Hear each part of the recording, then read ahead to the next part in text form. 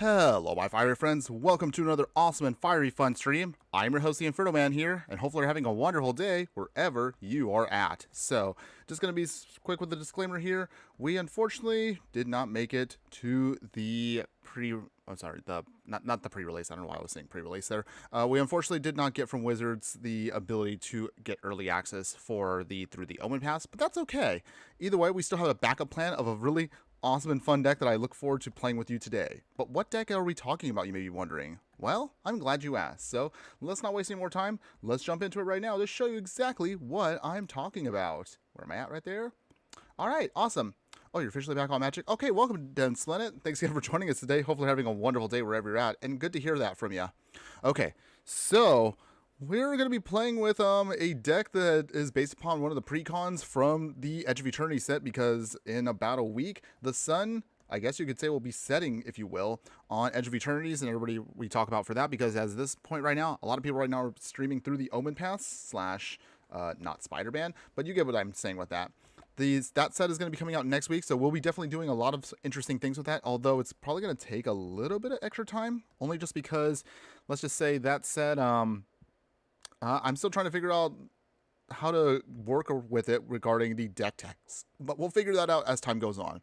Until then, of course, join me today in the Brawl format. We're going to have a little bit of fun and have some laid-back action by playing a deck that I'm simply calling World Domination.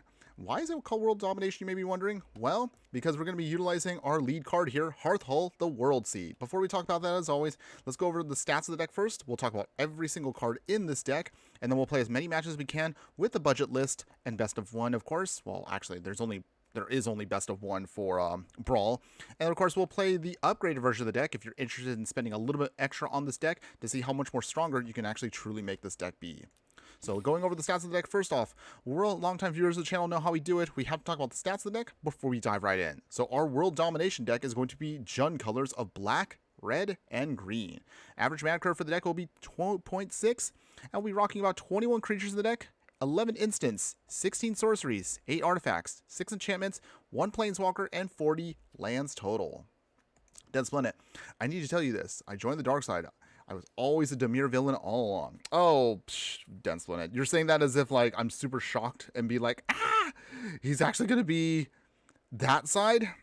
I mean, to be honest, I kind of knew where you stood. Let's be real. It's totally fine with me, though. I always knew you had a little bit of a dark side to you.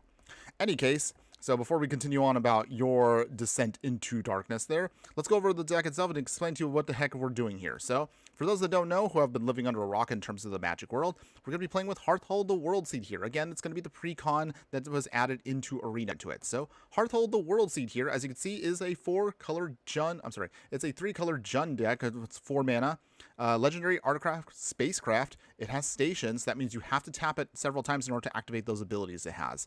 So for station, remember that again, you tap the creatures, it'll put charge counters on the spacecraft. However, you can only do that at sorcery speed, temporarily, like Vehicles does.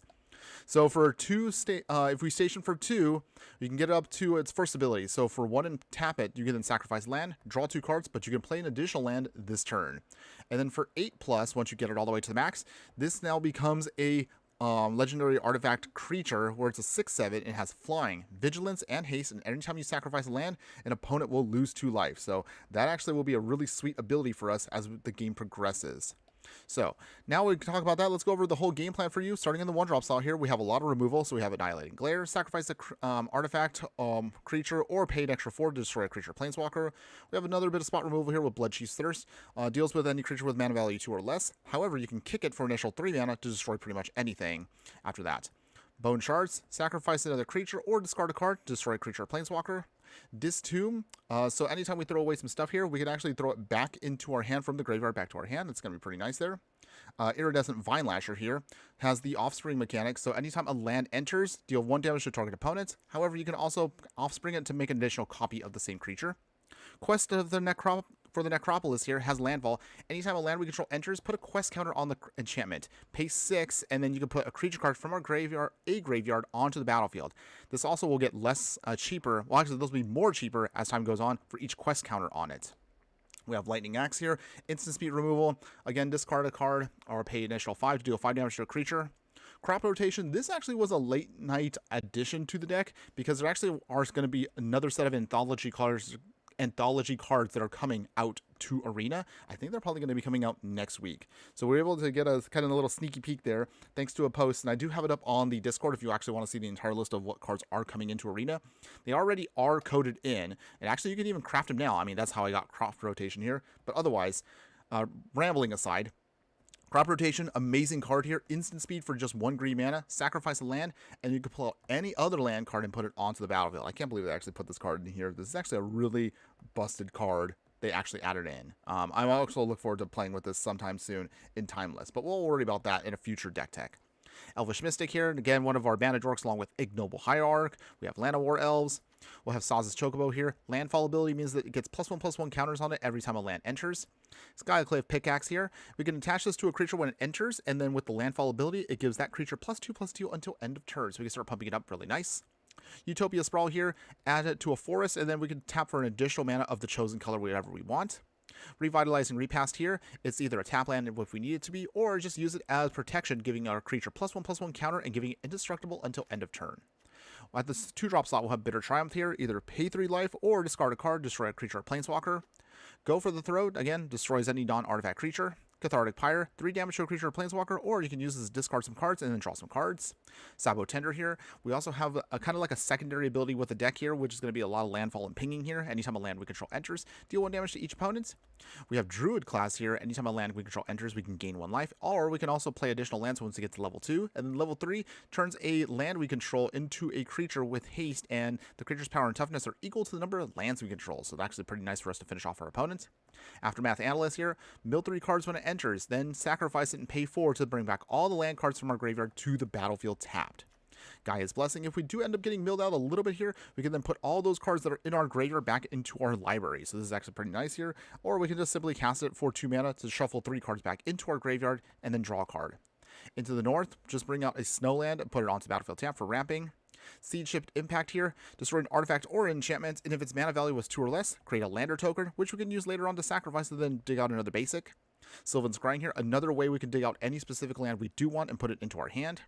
Tifa Law card here. Has Trample, of course. We played with this card a couple months ago when Final Fantasy first came out. An amazing, great finisher for the deck if we could just get the landfall trigger to go off and then double up her power. Dreadboard here, just straight up removal. Sorcery speed, but it still works for us. Destroy a creature or planeswalker. Jury, Master of the Review. So this actually goes really well once we start sacrificing a bunch of lands. Anytime we sacrifice a permanent, put a +1/+1 counter on Jury. If she dies, it'll deal damage equal to its power to any target. So this could be a great way also to just pump something up. Zoyova, Lava Tongue here. Another simple little creature here. Has Death Touch. It's a legendary Goblin Warlock. At the beginning of your end step, if you descended, which means, again, anytime a permanent card is put into the graveyard from anywhere, we can then force our opponent to either deal 3 damage if they don't otherwise sacrifice a permanent of their choice or discard a card. So kind of like a nice little pick your poison, if you will. Seed Shift Brood Tender here, and it enters, mill 3 cards for 5 mana, then sacrifice it, bring back a creature or spacecraft card from our graveyard to the battlefield, so good way to recurse something. Stump Stomp here, dealing damage equal to your creature's power to a creature or planeswalker you don't control, or make it a tap land.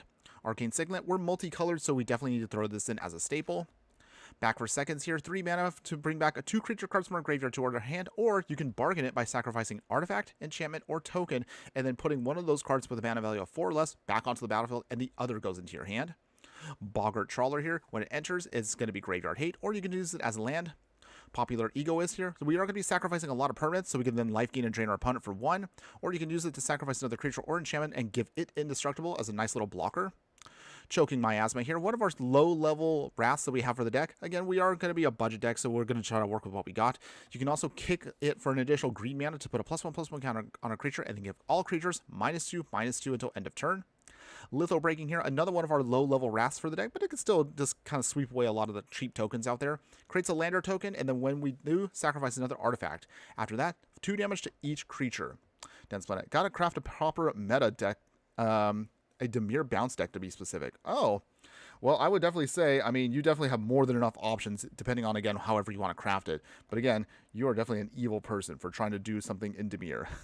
But of course, it's on flavor for you. So hopefully it works out for you. Let me know how it goes. Sundering Eruption here, you can use this as, again, land hate, and then force whoever controls that land to then dig out a basic land, or you can use it as a land if you need to. Ball Again Recovery is either a tap land, or use it to bring back a land card from a graveyard to our hand. Larval Scoutlander here, another one of our spacecraft. When it enters, sacrifice a land or lander token, and then dig out 2 basic lands and put them onto the battlefield tapped. Station for 7 to make it a 3/3. Spelunking here, one of our definitely solid cards here. When it enters, then draw a card, put a land card from our hand onto the battlefield. We actually don't have any keys for the deck, so don't care about that part, but realistically, lands we control will enter untapped, so that's why it's an incredibly good card for our deck. Tireless Provisioner here, another awesome staple if we're rocking green. This Elf Scout has landfall where it reads, anytime a land we control enters, make a food or make a treasure token for ramping. Mayhem Devil, since we are going to be sacrificing again a lot of permanents, and we assume our opponent's going to be sacrificing stuff at any given point, we'll then can punish that by dealing 1 damage to any opponent anytime a permanent is sacrificed. Tennook, Memorial Ensign here. We played this card as its own standalone commander, but in this deck, it also pulls double duty as being great in the 99. So again, check out that stream if you haven't already seen it, because again, we could definitely talk about this deck more in depth with Tennook on its own if you want to. Riveter's Charm here is going to be a actual Jund colored instant where we can then use it to either make our opponent sacrifice a creature or planeswalker they control with the greatest mana value among creatures or planeswalkers, exile the top 3 cards of our library, and until the next end step we can play those cards or use it as graveyard hate. Chromatic Lantern here, we can afford it for the budget here, so again we're going to throw this in to make sure we can fix all of our mana to make it whatever we want it to be. In the 4-drop slot we have Fell the Profane here, and then we could use this as again spot removal, or you can use it as a land. Spitfire Lock here, similar to our Sabo Tender and similar other cards that we have. Anytime a land we control enters, ping our opponent for 1 damage to each opponent. Splendid Reclamation here, so one of our kind of key pseudo combo pieces, if you will. Bring back all land cards from our graveyard to the battlefield tapped, so this can be great once we start milling a ton here and bring everything back to start ramping even more. I Still Explore. This is definitely one of our more expensive cards, especially if you're playing this in paper. But if you do afford one, this is actually amazing for the deck, and we had to at least auto-include it even on a budget. So I Still Explore, 4 mana, 2 mana, 2/4 Insect Scout. Play an additional land on each of our turns, and you can play lands from your graveyard. So again, this is great for us to then just start milling through our deck, getting stuff out, reusing it. With Hearthhull out, this is an amazing, fantastic card for the deck. Great synergies. Binding the Old Gods here, it's going to be one of our another spot removals, destroy non-land permanent, then dig out a forest card, put it onto the battlefield tapped, and then finally give all of our creatures Death Touch until end of turn at part 3. Vraska Golgari Queen, another one of our great value pieces here. So this legendary planeswalker here, you can use it to tick up for 2 to then sacrifice a permanent, and if we do, gain 1 life and draw a card. Tick down 3 to destroy a non-land permanent with a mana value of 3 or less, and then tick down 9 if you can get to the ultimate here, giving ourselves an emblem that reads, anytime a creature we control deals combat damage to a player, that player will lose the game. So this can be another way to kind of give us a little bit of a plan B or plan C, if you will, to back up our deck if we want to try to win. Soul of Windgrace here, another one of our Jund cards, and you actually can use this technically as a pseudo backup commander, so if you want to swap out the commanders, you can totally do so with this deck, but if you want to use Soul of Windgrace as is, even though it is partially modified due to the costs of the alchemy nerfs and buffs, this cat avatar 5/4, at least in Arena, reads, pay either 1 green, discard a land card to gain 3 life, pay red, discard a land card to draw a card, or play black and discard a land card and then give it indestructible. So either way, you can still use it for whatever you need to. In the 5-drop slot here, we'll have Chocobo Racetrack, and we have Useful Engineering. We do have a lot of lands, and we do want to trigger landfall, so anytime we do, we can also go wide with the deck by making robots, or with Chocobos, we can make a bunch of birds, which also get even an additional pump anytime we get an extra land to enter the battlefield for +1/+0. Corvold Faithcurse King, I guess you could use this as more of the high-end, if you will, commander. So again, you have a third option here if you actually want to swap out commanders for Hearthhull to Corvold. Although realistically, Corvold just goes good at anything. But realistically, also for the deck, he's kind of like our also backup game plan here. If you want to cut him because maybe you don't like him, you totally can if you want to, but again, he does so much for little to no investment. I kind of have to throw him in here, even if he is kind of like a little bit of a meh for some people out there. But if you like him, you can swap him if you want to, but otherwise, he's going to be great here in the 99 because every time we sacrifice a permanent, put a +1/+1 counter, so he gets really big, and you can, of course, just draw a ton of cards off of him. And then finally, to wrap it up, in the top end here, we have Fast and Furious here.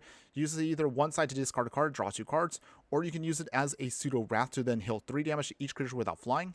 Disciple of Freyalise here, you can sacrifice one of our creatures when it enters, and then if we do, gain a ton of life, and then draw X amount of cards where X is the creature's power, or use it as land.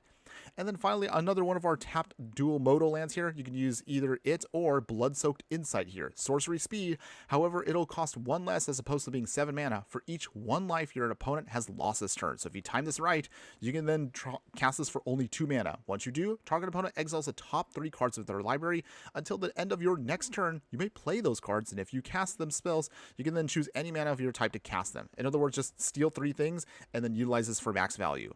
Now to wrap it up, of course, we'll talk about the lands. So we have Pachuca Bog here. We have 5 swamps, 4 mountains, 5 forests, and then in every dual land that's tapped that we can muster up for the deck because, again, it is a budget deck. I will leave, of course, a link for that at the end of the stream if you're interested.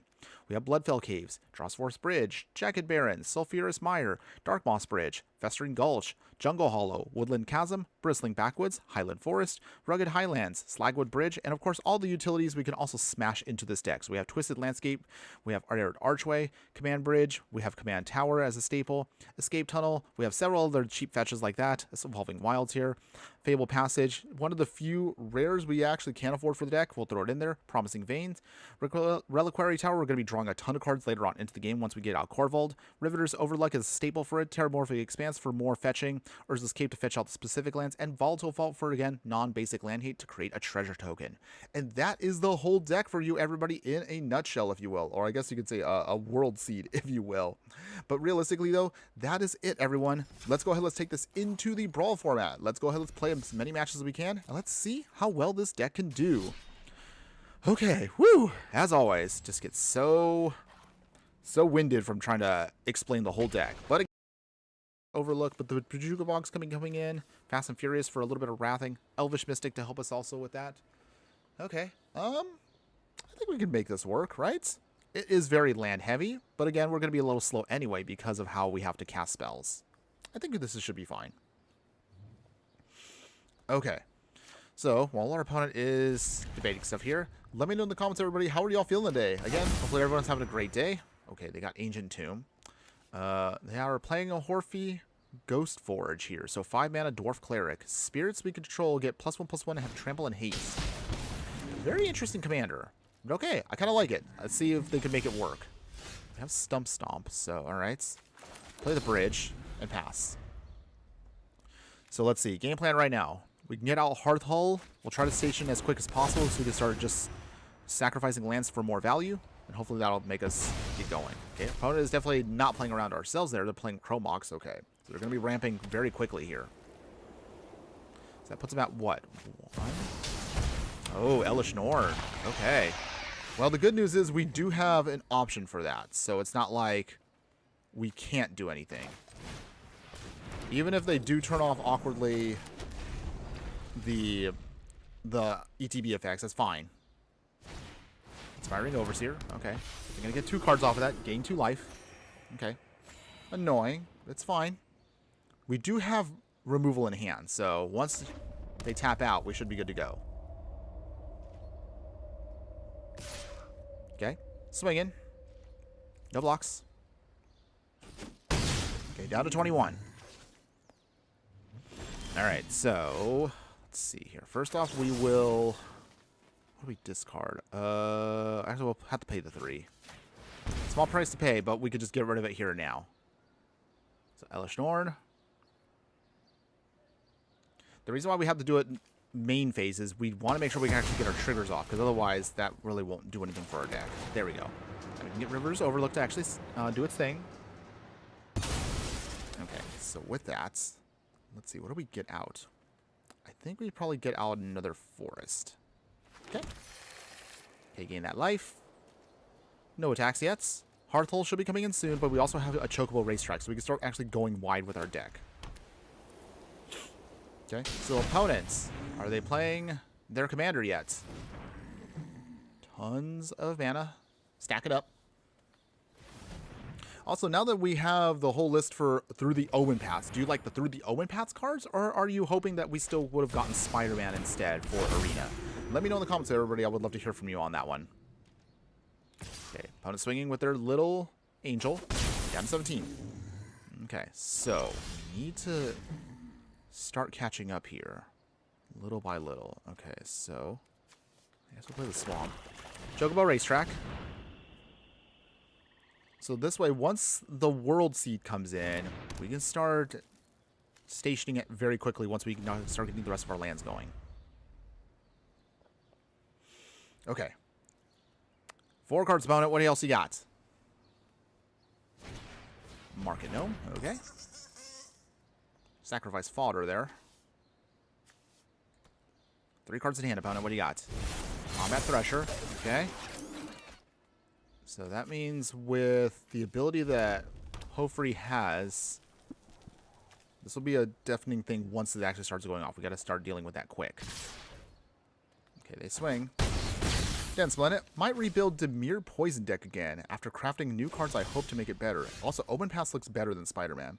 Yeah, I mean, I actually do like that. I know some people were kind of like, it feels very meh in some ways, but I actually do like what it has, if that makes sense. Let's see here. I think now's the time. We'll bring in Hearthhull. So, let's see. How do we do this here? I think Stomp. Take out the Combat Thresher. So we got to get that off the field. Okay, it dies. But they could make a Spirit version of it, which is a little scary, but that's okay. Okay, tap that, station it. So now we can activate its first ability, which means that we can start drawing a ton of cards. So I think we might have to use our small level Wrath here coming up just to kind of get rid of all this. Hopefully we'll survive, but we'll see if that might be enough for us to get around things. This will bring back... We have Splendid Reclamation too. So we have tools to get us through this. We can just push through the remaining points here. Okay, down to 9. Down to 1. Ugh. Okay, can we stabilize? Okay, so... Well, okay. No attacks. I guess we'll... Wait, no. Hold on. Station first. Okay.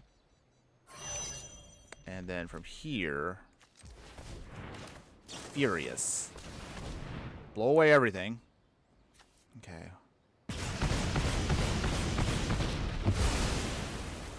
Okay.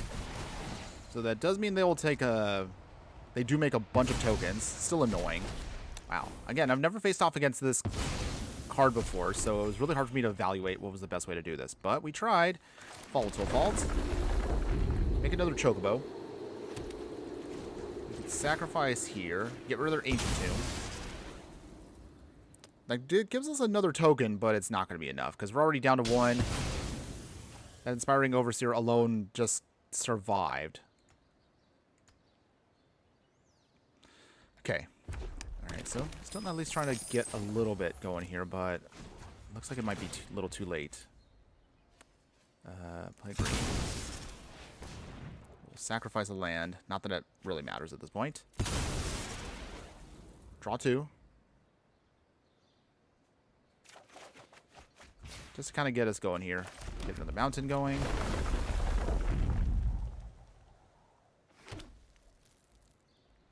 So we came close. You can see here, we can station still. Up to 5.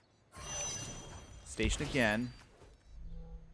This turns it on, but it's just too little too late. Alright. I just want to at least give you an idea of, again, like how it all works there. So, dang. First loss of the day, but that's okay, everybody. Shake it off. And we're just going to move on to the next game. Okay.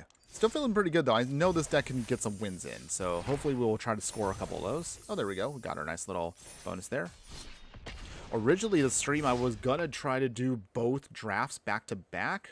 But I don't know. Maybe, I don't know how I feel about that. Maybe I might do that as bonus content for a future video. If you haven't already noticed, everybody, I already put up one bonus video, but this one is going to be for members only and also for Patreon subscribers. So we're going to see if we can try to really get that going in the future now. Is just starting to make more Patreon content. Not that I'm trying to get you guys to, you know, buy my stuff, but we are a 1 fireball operation here, just trying to do our best here to see if we can get a little bit more value from future potential subscribers out there. so they were playing with Svella here. Okay, that's interesting. And we'll play Hail Passage. Not going to get much value out of this, but I do need that black source down ASAP. Okay, and then we'll pass here. So the reason why we're doing this here is once we get out Iridescent Vine Lasher here. Okay. For full value. Make that copy. There we go. Okay. Now we do have what we need. All we just need to start doing is putting on the rest of our pieces. Svella, okay. Opponent is looking forward to doing their thing here. So let's see. How do we want to do this here? Larval Scout, Lander. We'll sacrifice our forest. So we can get out 2 more forests. Nice. Okay. And start the pings, everybody. So this is kind of like our secondary option here to beat down our opponent. And put another land down. There we go. Doing pretty good here. Alright, no attacks. And pass. Oop, hold on 1 second, everybody. While our opponent's doing the thing, give me 1 second. Be right back.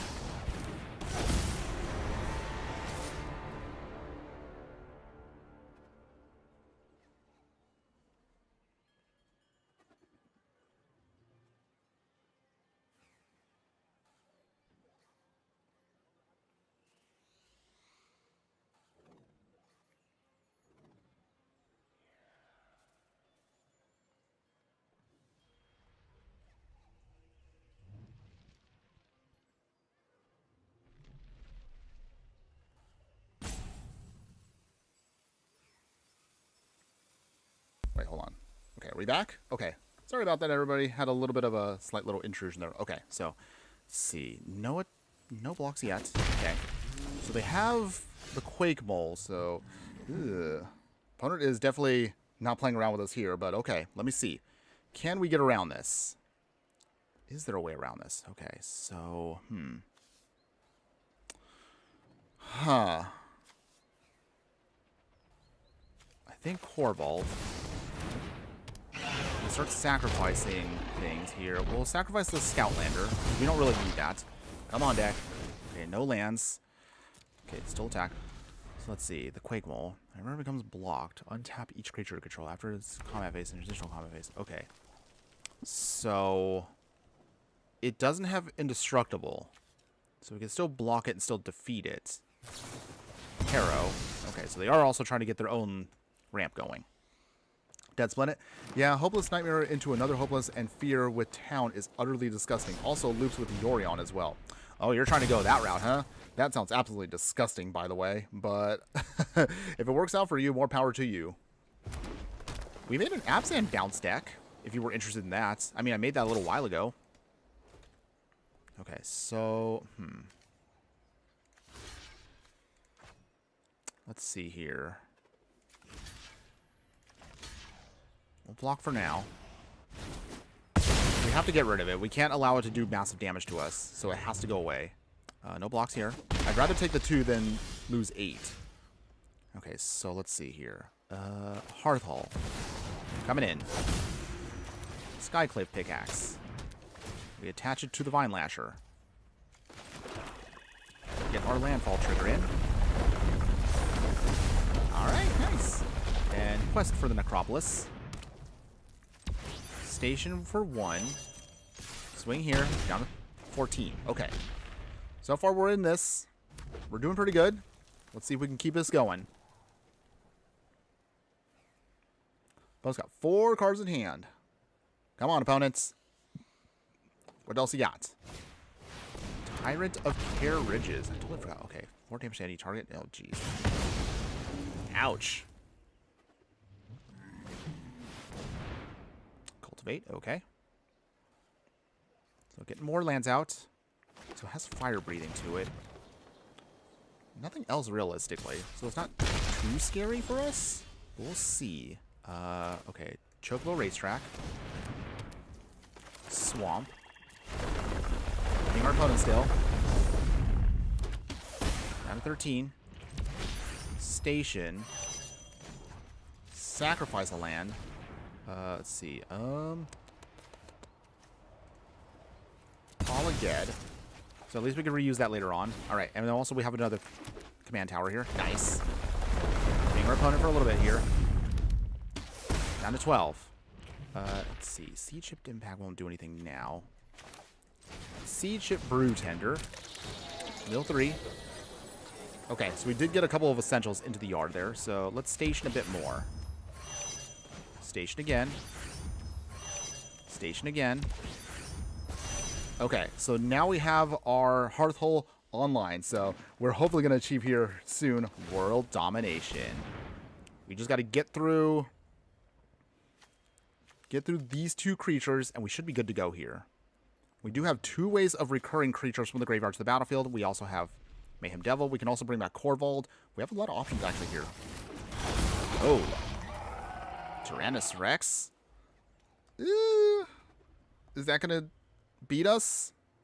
I have 3 cards in hand. Toxic 4. Okay. That's annoying, but it's, again, that's not the end of the world for us. They swing here. Okay, we go to 6. But I think we got him here. Okay, so with that, oh, we got Stump Stomped. Okay, so this is going to be kind of cute here. So first off, let's put on to Hearthhull. We will play, let's see. I guess we'll just do it here. I mean, I want to do the fun one, but I guess it's just the practical win. So let's get the practical win. They're tapped out. Oh, opponent. I wanted to get that swing in, but that's okay. We still take the win just the same, everybody. All right. Yeah. Victory goes to us. First one of the day, everybody. All right. No muss, no fuss. We world... Oh, what was I going to say there? We dominated the world there. Wait, is that's not right. You know what? Never mind. The joke's already passed. Any case, victory still. Colossal Dactyl, that's kind of cute. All right, let's get into our next Brawl match here. Let's see if we can get some more wins going here. Done split it. Man, who could have thought that replaying a bunch of Enter enchantments would be so irritating to go against? Oh, don't even get me started on that. At some point, I might have to look at, again, another bounce deck, because it is actually a pretty good extra value-y style of gameplay, even though it bothers the heck out of me. I'm not going to lie, Dimir Bounce, I think still has it, but with losing this town ain't big enough, that was a key piece that really kind of slowed the deck down in Standard. But in Pioneer, you definitely have also a lot more gnarlier options. Curtis Traham, geez, that's good value. Yes, it is. And thanks again for joining us today over on the chat. How are you doing today? Hopefully having a wonderful day wherever you're at. All right, you're just in time for us to see a little bit of Brawl action today. We can start off with the Jungle Hollow. All right, where does our opponent play? Oh, their opponent's playing Gaunty here. Dead Splendid, I'm pretty sure... Wait, have you ever done Gaunty before? Because it feels like this is definitely your style of commander here. Absolutely disgusting. Then try to see if they can steal our stuff. No. No. Let's see. We'll try to get around that. We'll start with Sundering Eruption here. Tapped. Okay. Since you're here also, Curtis, so we asked the other viewers here. I'll ask you as well. Are you looking forward to through the Omen Paths versions of the Spider-Man cards, or would you have rather gotten Spider-Man itself in Arena? Let me know your thoughts on that. I'm curious to know. I'm trying to ask more people about, how they feel overall about everything. Mayhem Devil. All right, we're going to hopefully get some good value here from Mayhem Devil coming up. We also have Soul of Windgrace, so that might be good too.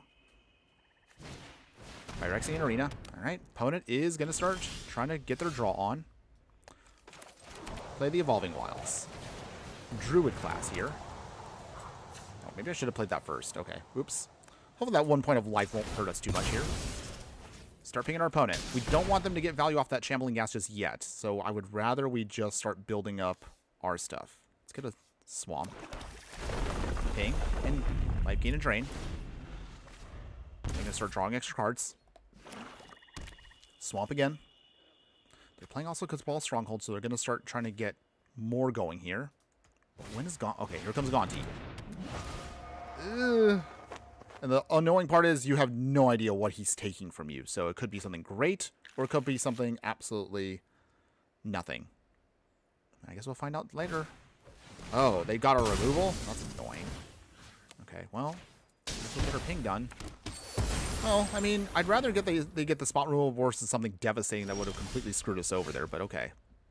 Let's see here. I guess we'll play Soul of Windgrace. Okay. Okay, so we get our land back. That's nice. And I guess we'll play the bridge. Get some more life. Okay. So once we can get his ability going here, maybe that might help us out in keeping up with Gonti. Gonti only does things once it enters. Oh, never mind. Okay. All right, they're going all in on Gonti here. Opponent, anything else? Curtis, sadly Spider-Man doesn't suit my style or doesn't benefit my standard Pioneer decks. Okay. I can totally understand that. Okay. Opponent here, swapping out Gonti here back to their hand for Nashi, Moon Sage's Scion. Okay. Well, we'll see how that goes for us. Let's play Aftermath Analyst. Mill. We will throw out a swamp, gain some life. Sacrifice the Evolving Wilds. Play the Forest. Tick up to level 2. Play the backside of the Freyleys. Some more life. Okay, we're up to 28. Opponent is drawing still extra cards, but we should be able to then rally back and get a ton of ramp. Oh, never mind. Okay, so they cut down our creature here, but that's okay. We're still going to be good for a little while. Okay. We actually can blow up Nashi with Veroska here, so I think maybe we can do that. Dave Does Magic. Hi. Hello, my fire friend. Joining us over there on YouTube. How you doing today? Hopefully having a wonderful day wherever you're at. Okay, opponent brings back Gonti again and starts stealing more of our stuff. That's okay. Not a huge deal for us. We're going to play Veroska. Okay. So, we're going to see if we can try to get some more value here. We will tick up, sacrificing the Freyleys. Draw another card. You play another Forest. Gain some more life. Okay. Well, I guess we'll ultimate that. And then Slagwood Bridge. Okay, well that's actually, that's kind of nice for us. We can use this now as an actual big beater because also it's indestructible land. Sorry, opponents. Gonti goes back. Even though they did steal our card, it's still annoying, but we're going to try to get around that. At least now we have a nice beatdown plan here that might win. Our opponent can't even Fatal Push or anything against the bridge.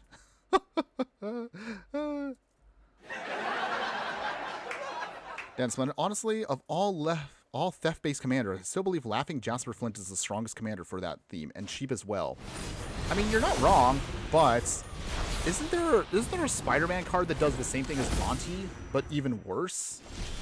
I have to check it up again. I totally forgot which one it was, but it is something.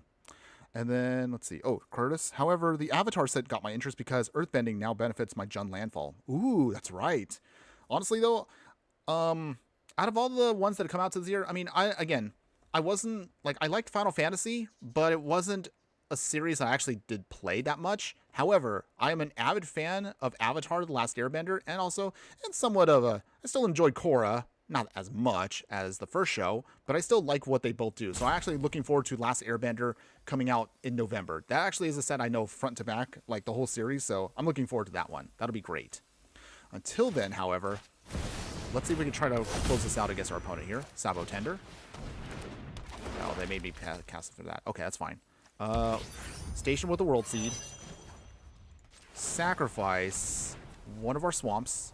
We need to draw some more action here. Come on, deck. Okay, and then we will tick down, take out Nashi. So that's going to be gone for a little bit. Can't ping our opponents, but we do gain some life there. We also have back for seconds, so that actually might help us out here. Okay, Virtue of Persistence. They bring back Soul of Windgrace back to their side. Okay. They are still slowly draining themselves out, though, so they're at 18. We'll definitely, of course, talk about more, like another landfall deck, of course, in November, because that actually is a pretty sweet option for us there. Oh, what did they play? Oh, they played Meat Hook Massacre? Oh, okay. Meat Hook Massacre 2? Wow, I don't think I've ever seen anybody play this one. Okay. We'll pay the 3. they have a finality counter on our Soul of Windgrace, and they stole our stuff. That's annoying. Okay, Gonti again. Ugh, not good, but we're going to try. We have to keep trying to get around this. Okay, so, okay, Iridescent Vine Lasher is not horrible. Full price. Then split it. Black Cat looks through the top. I think. Oh yeah, that's right. That's right. I think it's. Yeah, something like 8 or 10 cards, something big, and you pick 2 instead of 1 and all that effect for 1 more mana. No Death Touch. I would rather trade the Death Touch to dig out 2 more cards, but I suppose you could put her and Laughing Jasper Flint and Gonti in the same deck. Maybe we might do that in the future for maybe a Theft deck. Not my style of gameplay, but it is something you can do. All right. In the meantime, here, let's tick up. All right. Well, okay. I think sacrifice a forest this time. Okay, got a Promising Vein. That's cute. Get all of our triggers off again. Slowly pinging away at our opponent here. Down to 13. We're back up to 22. Let's see.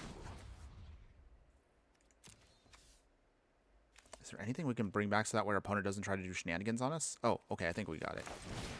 So we will bargain. Based on what's on the field. 2 cards. I guess Aftermath Analyst.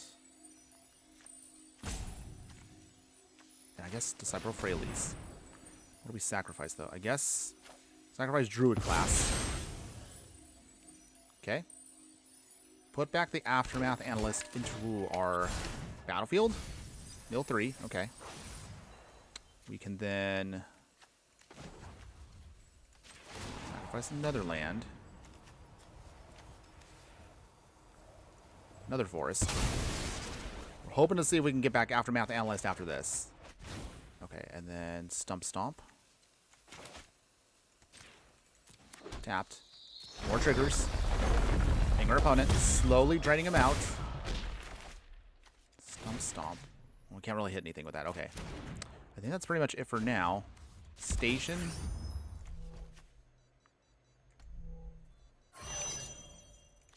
Station. Station. Okay. Okay. I think we can pull this off here. We're going to try. We'll try. Oh, I realized I probably should have hit that Nykthos. Oh. Oh, dear. Okay. Alright. It's fine. It's fine, everyone. Get a little bit more pinging going. Well, the good news, at least with this plan, is even with the 1 ring out, they can't really draw too many cards or they will drain themselves out fast. We'll have to ping them just a little bit more there. So down to 8. We go to 21. Massacre Worm. Ugh.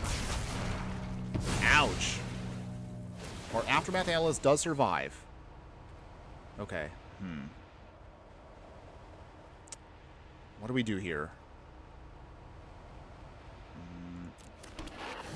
Take that. Take that. Okay. Whip of Erebos. Okay. They're going to try to keep taking more. Oh, they have lifelink now. All right. Well, I think that means now we're dead. Because once they have lifelink, we can't survive that. And we don't have anything in the budget deck that can take out this whole plan here. All right. Wow, our opponent actually got us there.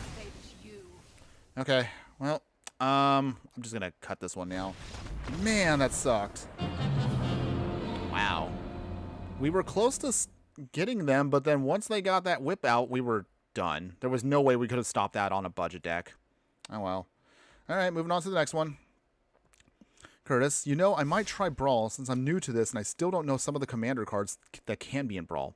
Well, I'm glad you actually brought that up. So let's actually take a quick break to help out Curtis here for a moment here. So really kind of, I mean, Brawl is very open-ended. So Brawl, just like Paper Commander itself, you pretty much can play anything. And the only restriction, of course, as you know, is if you're playing Brawl just like Commander, whatever your commander is, the only restriction is you're restricted to whatever colors they have. So, for example, if you play like, you know, Ishimaru here, as an example, you can only play then white cards. You can also play colorless cards too, but that's pretty much what you're restricted to. So the more colors you have, the more options you have for cards. But also, deck building gets a little bit more complicated as you get more colors. So think about, the way I like to look at it is, I always try to encourage everyone, try out monocolored first to kind of get a feel for, like what you like. And then once you kind of figure out like, what you really you prefer your style to be for, the game, then kind of start expanding from there to kind of get a real good feel as to, what you want to do. So for example, if I wanted to go like all 5 colors, Zika here technically is all 5 colors. So you can do everything, but also it gets very complex as to, what you want to do. Or you can do, let's see, where's another card that we haven't done? You could put here Isquinith, Firstborn of Gishath here. So again, dinosaurs if you like dinosaurs, and red and green colors if you are fans of that. So that makes it a little bit more easier to kind of figure out how you want to build. But again, it's very open-ended. Kind of just play around with it and see what you like, see what you don't like. Look at deck lists out there. We have a ton also on my channel too, budget and non-budget, if you're interested in checking out like whatever you want. Not to toot my own horn there, but hey, that's what we are here for. Dense Planet, yeah, mono green player couldn't be bothered playing against me. Oh, they couldn't be bothered because, yeah, they knew what you were going to throw at them. That's why they were like, you know what, I don't want to deal with Dense Planet. But yeah, get your wins in while you can. Okay, so let's, okay, we're looking at the time here. Okay, great. Okay, so we were going to try to continue on. We'll play a little bit more on the budget version, and then we will, of course, we'll then look at seeing how the non-budget version works in just a little bit. All right, let's see.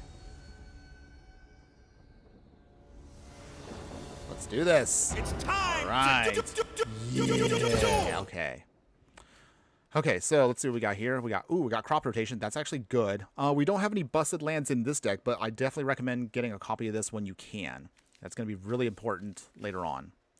But otherwise, for now, we'll keep this hand. It is slow, but we can slowly ping out our opponent, so that's the most important part here. Bloodfell Caves. Gain a life. Pass. Opponent is playing Grist the Hunger Tide here. Alright. We will play our Iridescent Vine Lasher. So we'll go that first. Just a single. And then Dross Force Bridge, ping our opponent. So if we could time this right, maybe we could actually play the Blood-Soaked Inside. If we can't, it just becomes just a tap land for us. One or the other, it's still good for us in either way.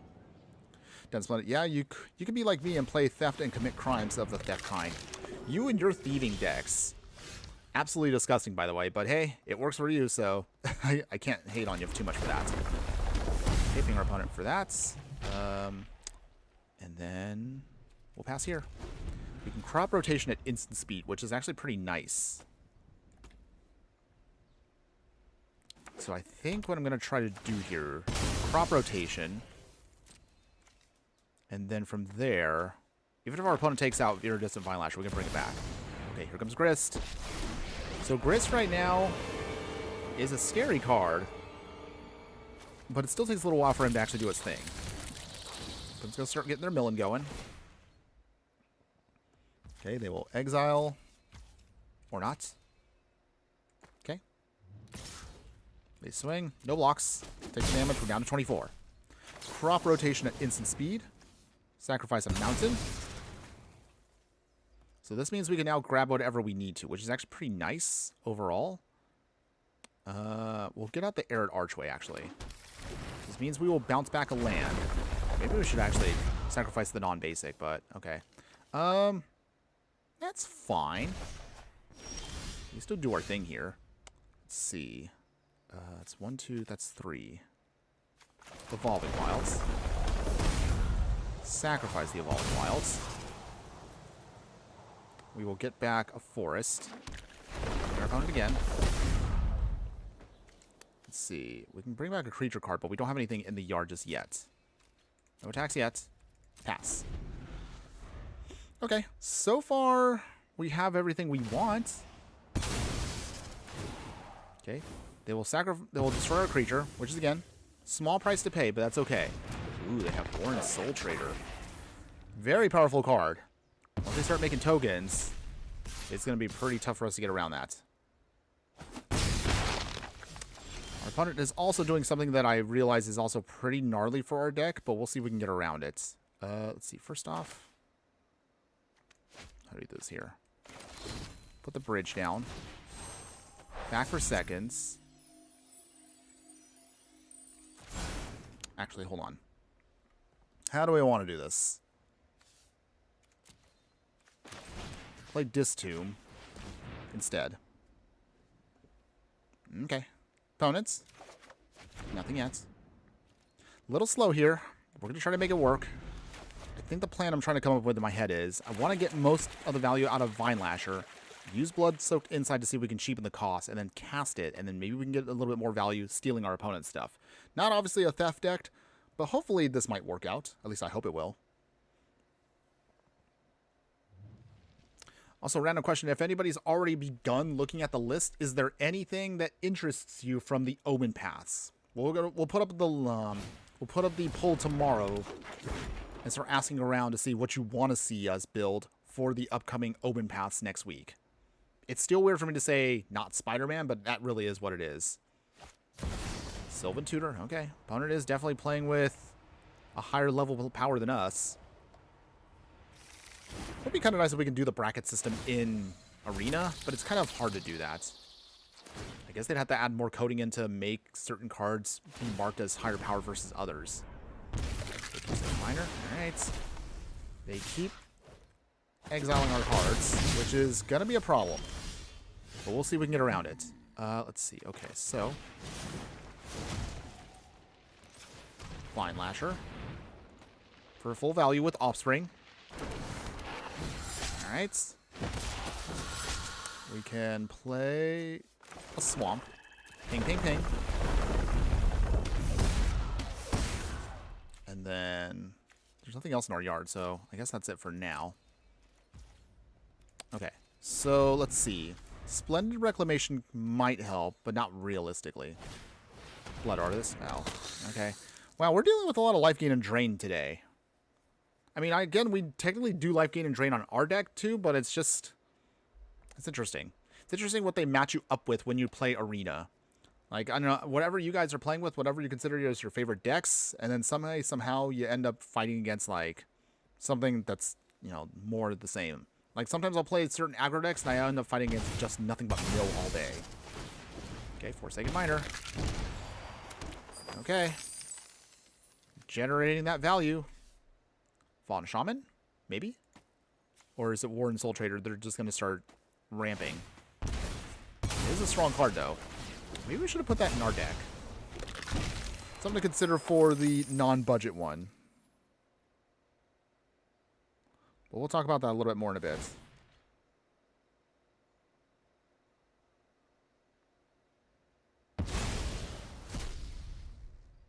Alright.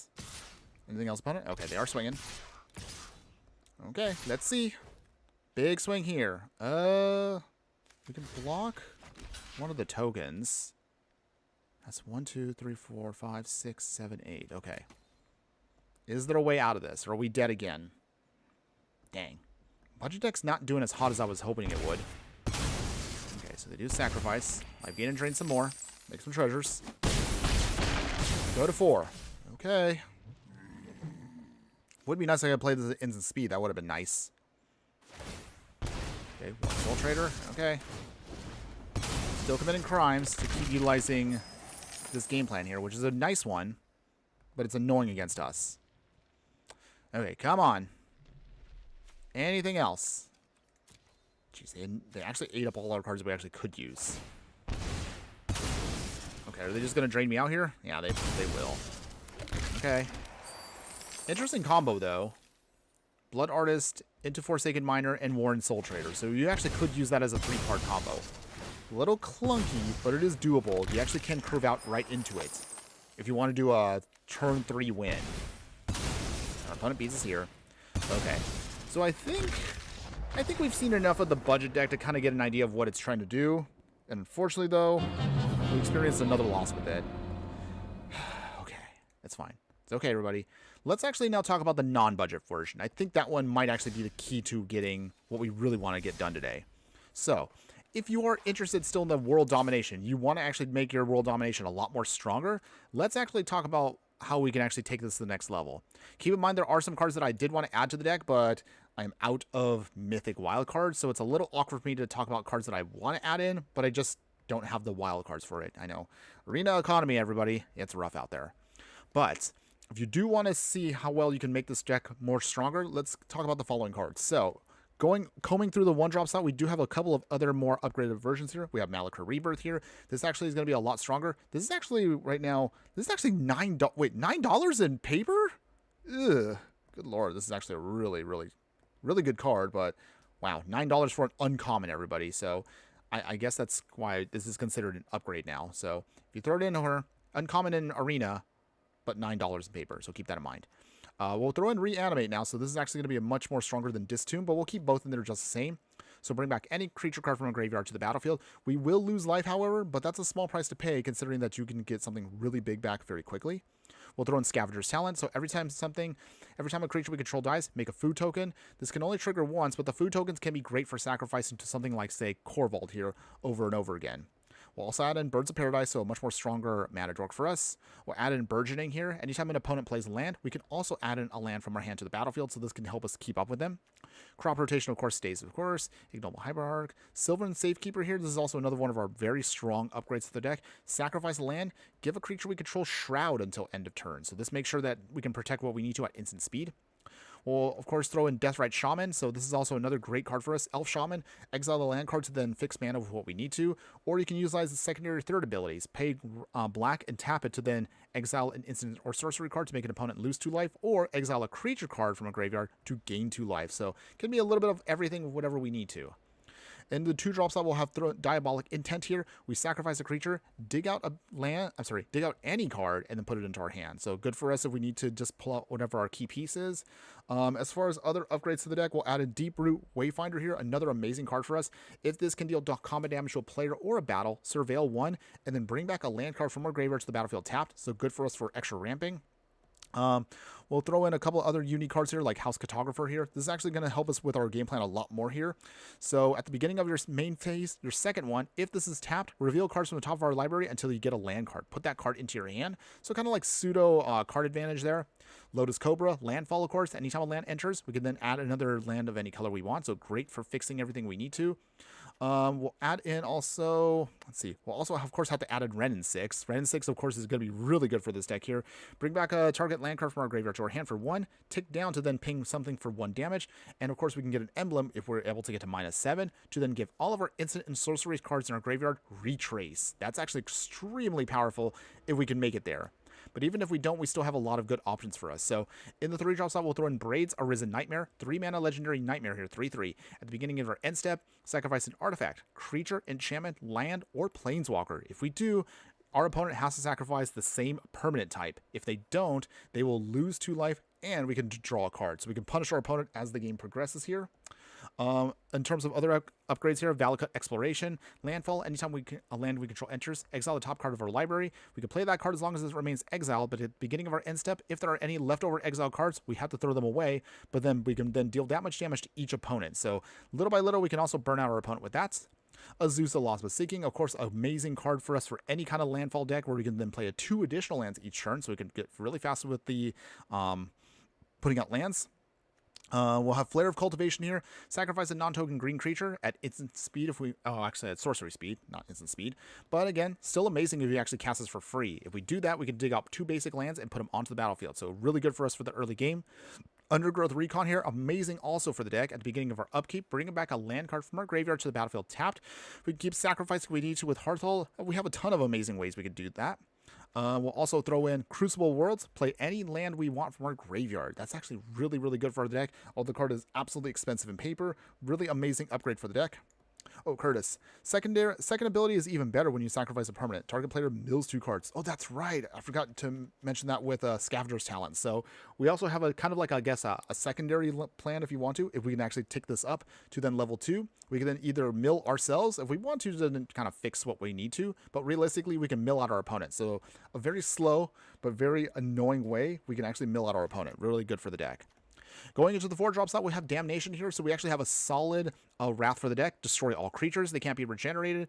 I don't think anybody's actually regenerating currently, at least in 2025, but it is a thing in Arena sometimes, so that's kind of nice.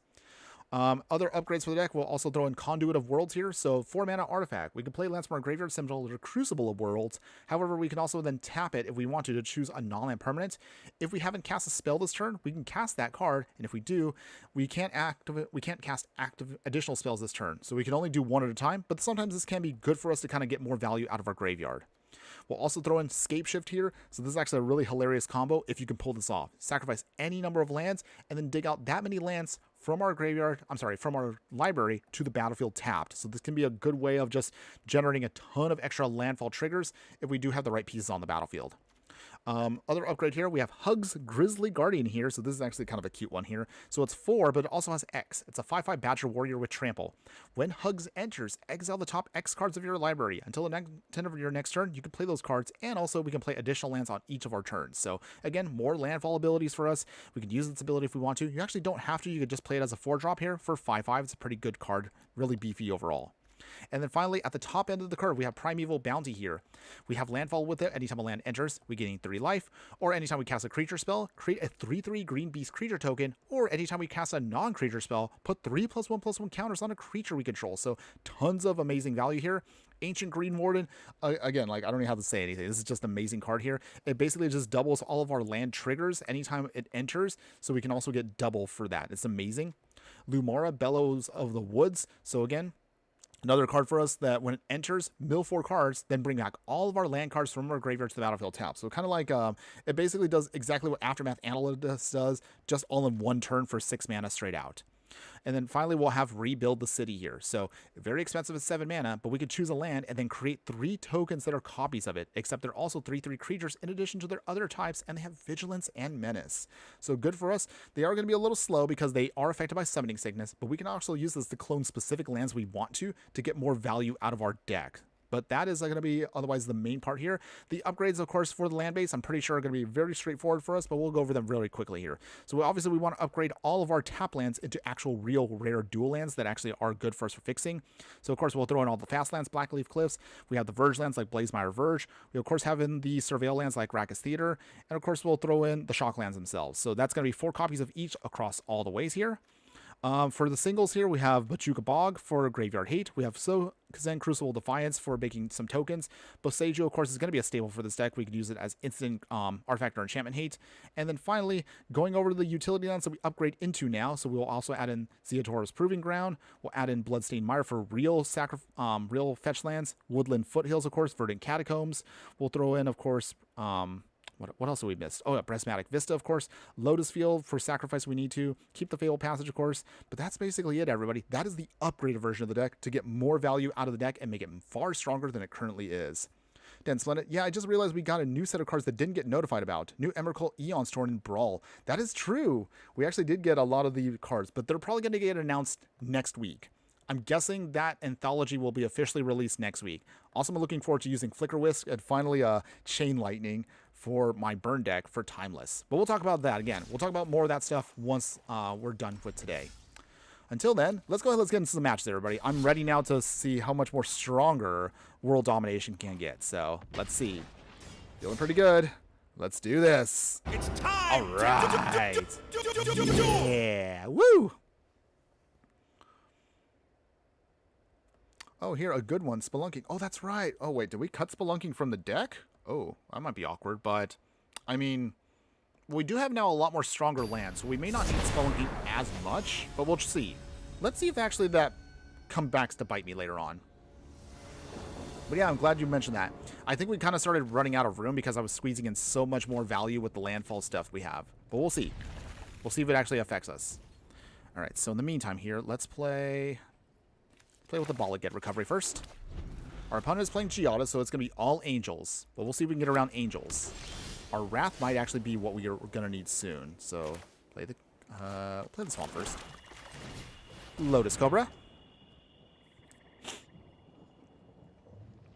Okay. Wow, they mana tied those? Are you serious? That's unbelievable. All right, fine. Guess our opponent is not going to let us have fun here, but we'll try to make it work. Command tower. We still have ways of getting around stuff, so I'm not going to be too annoyed. Got a chromatic lantern. Quest for the necropolis. Don't count us just out yet, opponents. Okay, so they can start casting big angels now. We also have escape shift. We have Hearthull. Oh, that's not an angel. Huh. Are they just a flyers deck? That's a little weird, but okay. Interesting strategy, opponent, but okay. Game on. Forest. Alright, make a treasure. We will Sylvan Scrying.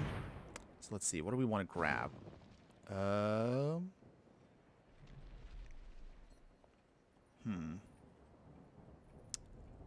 think...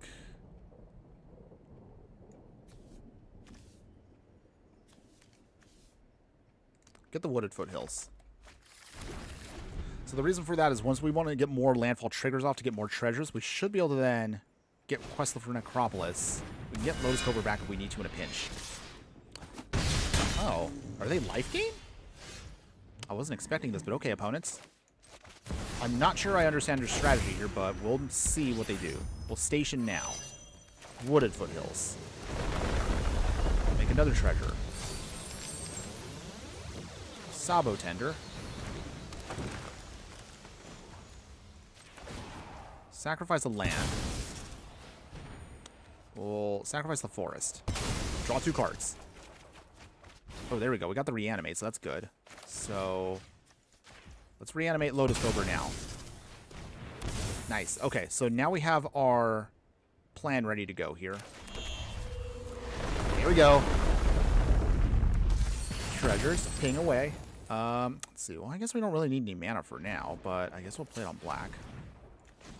Station some more. Station again. And pass. Okay. Nice. Pretty good turn there. Scape Shift might actually be good here coming up, because we can start getting a tons of pings off, get a lot of value from Tyler's Provisioner, and then we can start sacrificing the lands to Hearthull to get more value out of the deck. Voice of the Blessed. Okay. Ooh. Not that. It's going to start getting big quick. Down to 11. Oh, man. I wish we had room in this deck for Scoot Swarm. That actually would be amazing for the deck. Okay, we didn't get any more lands, but that's not bad for us. Okay. Station. Wait, no, hold on. Wait, oh, yeah, that's right. We got to station one more time. Lotus Cobra, because we're not going to swing with that. Ancient Green Warden. I forgot he has reach, so that's actually pretty nice for us. There we go. Triggers abound, everybody. Yes. Wait. Can we win here? I think we can. I think we can. Okay. I think we got it, everybody. All 6 lands. Here we go. Okay. This is going to be so much fun right here. Honestly, it doesn't even matter what we get. We're just going to just blow away our opponent here in like one shot.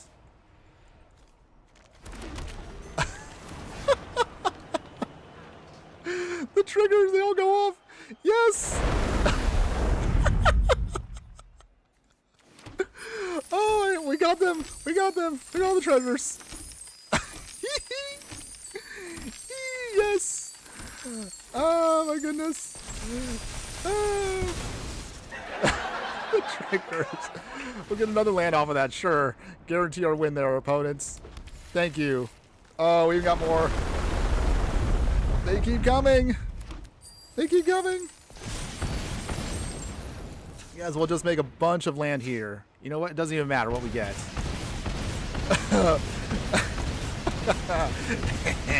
Machine gun win there. Drain them out. Yes, the victory there. Oh, we deserve an applause for that one, everybody. Thank you so much for that one. That was the win right there. That one is going to be the highlight once we get this one uploaded. So, yes, victory, everybody. Oh, man. That was why the upgrades to make it. Oh, man, that was a big difference there. Look at that. I'm sorry, I just need to ramble for this one more time. Look at that. We still had a ton of triggers on the stack. Ancient Green Warden. Wow, I'm blown away. It actually worked. Very nice. Very nice. Very satisfied with that win. Okay. Okay. I think we can all agree. Upgrading the deck there made a huge difference there. I don't think, of course, we'll get another amazing win like that again, but hey, we were able to get it down pretty quick. Oh, man, what a good one that one was. Whew. Okay. Okay. Feeling good about that one. Let's see. Let's go ahead. Let's see if we can get another good match going here. Hopefully we can. Okay. Okay. I'm coming down from it. I'm coming down. All right. Still loading a match here.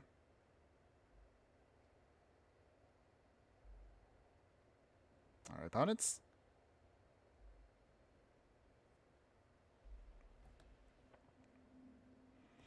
Okay. Anything? Hello? Can we get our game going here?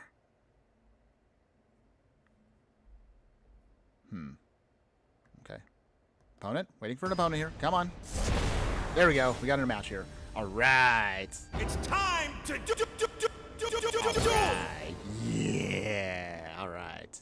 Okay. So let's go ahead and I think we actually can keep this. Urza's Cave can speed out a land we need to, so that's good. Start off with a Baller, get recovery, and let's go from there. Okay, opponent, what you got? Windswept Heat, that's fine. Oh, they're playing Golos? Oh, they're not going to be playing fair at all. Golos is absolutely broken, and a card that's actually really frowned upon with Commander players out there. But can our Hearthhull, can our World Domination plan come to fruition against one of the most broken Commanders in Brawl and even in paper? We'll see. We'll see. Okay, let's see here. This was Volatile Fault now. Take out the trial. Okay, slow him down much as we can.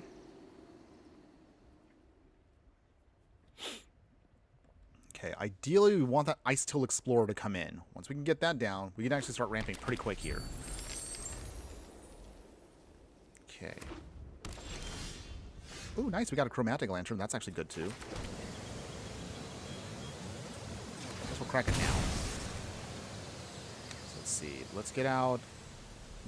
let's get out the Blood Crypt now. We hurt ourselves, but that's a small price to pay, because Druid class comes in and we can gain that life back. Okay. Can we do this? Can we do this? Ooh, they got Chromatic Lantern, too. Okay. Well... let's see. Gain that life. Chromatic Lantern ourselves. Okay. Rampant. Going around for everybody here.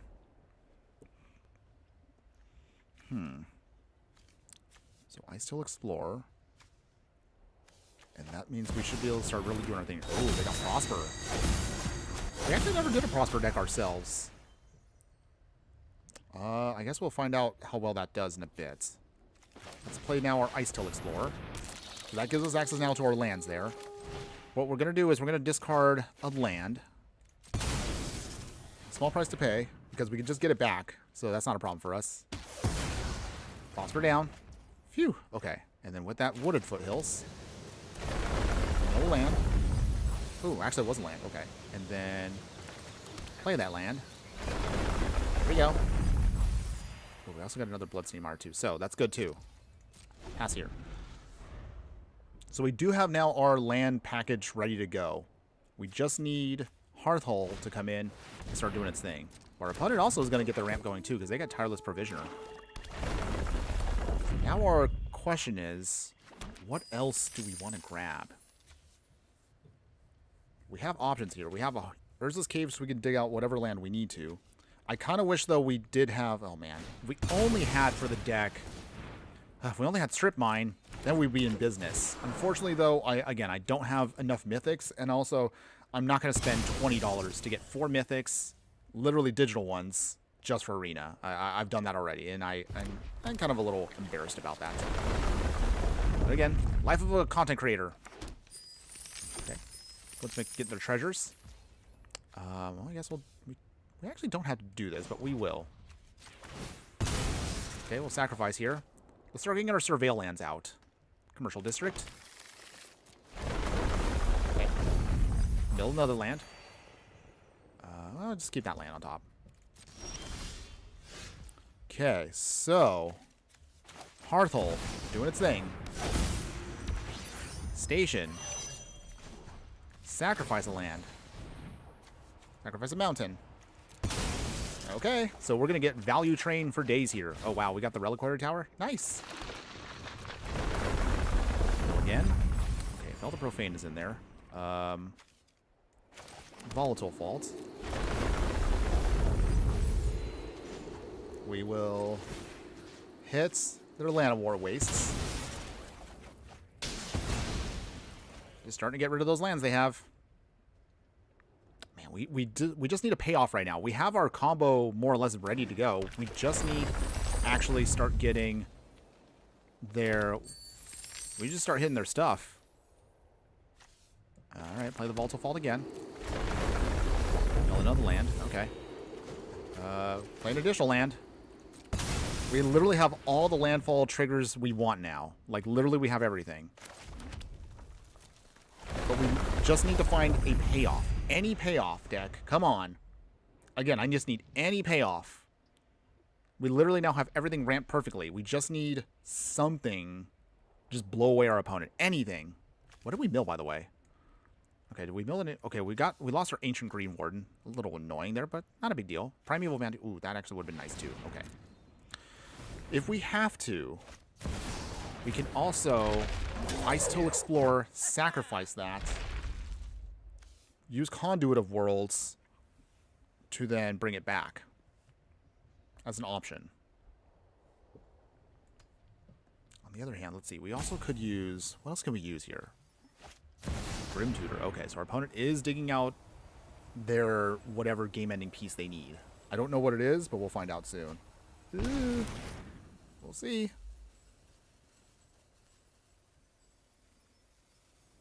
Anything? Goldspan Dragon, okay. Again, 5-color deck like this, I could not predict anything what they're going to throw at us. But they're going to be swinging. That what we know for sure. Down to 21. Okay. Anything else, opponents? Dang, I need Kinnan down, though. Kinnan down with Goldspan. That's a tough combo to fight. Anything else, opponents? Clever Impersonator. Oh. Ugh. They got 2 Goldspan Dragons now? Oh, jeez. That's ridiculous. All right. Arcane Signet doesn't help us.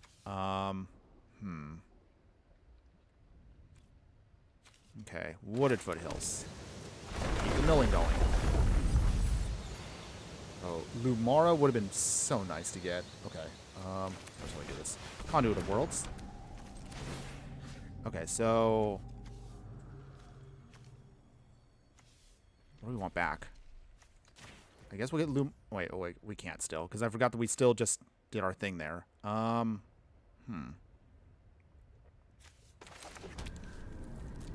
keep milling. Come on, deck. Okay. Just anything at this point would be nice. Let's see. I guess we'll turn on the Twisted Landscape. It's a 9/9. That's cute. Get another forest. Mill again. Arcane Signets. Big swing here.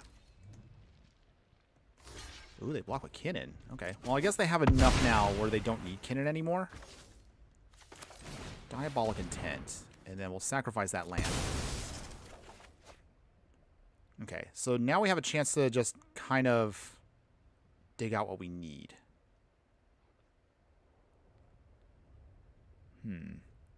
What do we want, though?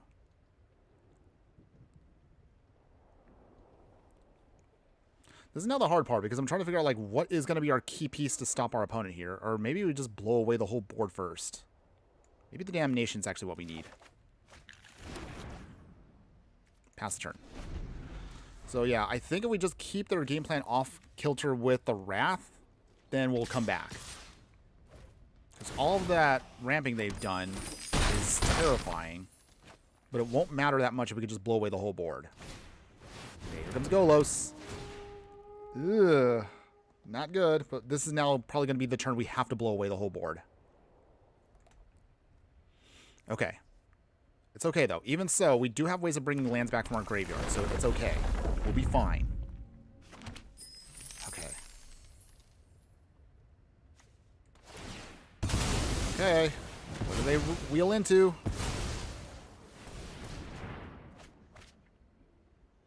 Wait, what'd they get? Mirror Shield? Vega the Watcher. Okay. Nothing too terrifying, but still, these are pieces that we need to be mindful of. Do they play it? They gotta play the Mirror Shield. But at least this means that they're tapped out. Curtis. I just realized something. I thought Brawl is 60 card, or 100 card. Oh. Well, actually, good thing you brought that up. So, Standard Brawl is 60 card. And then regular Brawl in Arena is now 100 card. I know, they actually changed the naming about a couple of years ago. Where originally, I think regular Brawl at the time was just 60 card. And then they called 100 card Historic Brawl. Honestly, they should really just... I know it's not Commander, but they really should have just called it 1v1 Commander. That's really what it is. Okay. Okay, borrow time. What do they get? What do they hit? Okay, so they took out our Worldseed. That's annoying. Put it back into the command zone. Yeah. We have plenty of land, so that's not a problem for us. But now that they're tapped out... Okay, so this is going to be the turn we have to do this. So, Damnation. Blow away the whole board. Okay. Phew. Let's do this. Wait, actually, hold on. Wait, can we do it here? Oh, we can't. Okay. It's because we already cast a spell this turn. Alright, it's fine. Not a big deal. Twist the Landscape. Still gain some life back. Play the Fatal Passage. Still gain some life back. And pass here. Okay. Well...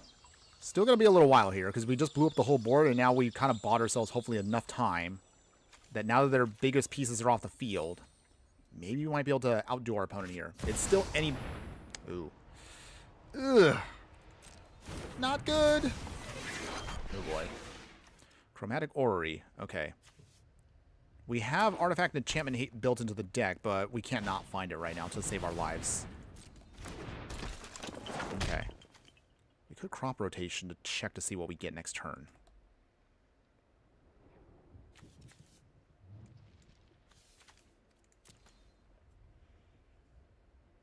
Okay. They put on Mirror Shield. Okay.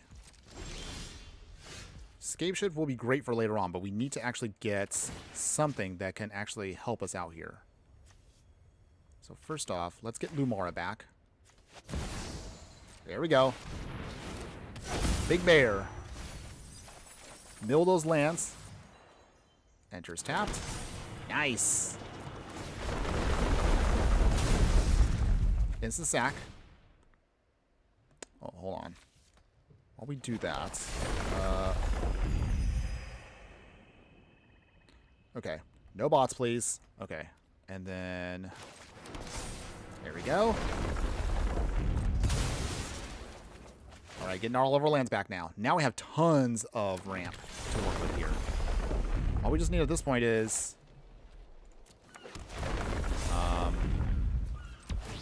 station here. There we go. Down to 15. Okay. And then sacrifice here. Very slow grindy deck, everybody. But you can see, with an upgrade, we can definitely start grinding out our game plan here in the hopes of getting out what we need to. Tapped again. Pass here. Okay, so we have a big bear. But is that going to be enough against our opponent here? They have to stop us this turn. Ooh, they have Nick Bloom Ancient. Ideally, if we can just find a way to get to our... one of our pingers. I think that's our final piece we're going to need to actually get this win.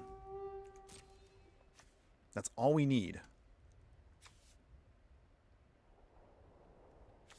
I mean, the closest otherwise we can do is, let's see, we can sacrifice lands. Oh, wait, I'm dumb. I'm done. Okay. There is a way we can get to a win. Okay, all we have to do is literally just sacrifice all of our lands here. Ping our opponent for 2. 1, 2, 3, 4, 5, 6, 7, 8. Okay.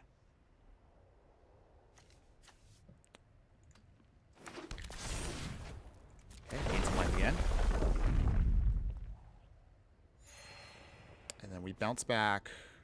Fail the Profane. Use the Fail the Profane. Next Bloom Ancient. Okay, opponent. Gotta do it now. Okay. Ruin his ultimatum. Ugh. Okay. So that means Ruin his ultimatum blows away our whole board. Wow. Unstable Amulet. So they got the Evasion Gobakon too. Okay, so how do we do this here? Our opponent managed to actually get off their key piece here. Wow. Okay, well again, 5-color decks, everybody. I don't even know what to say to that. It's just like, I just feel completely defeated right now. No! No! Desperation Sack. Ping him again.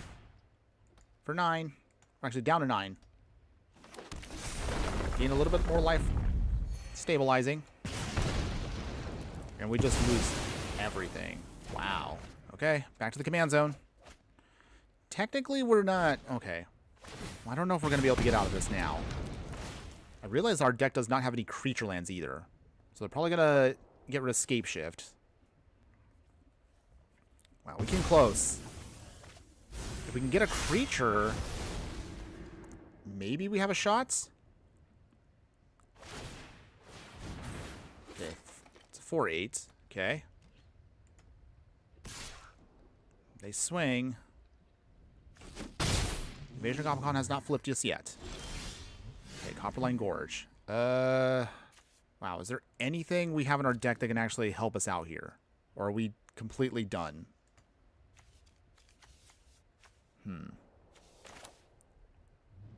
Sylvan's Crying.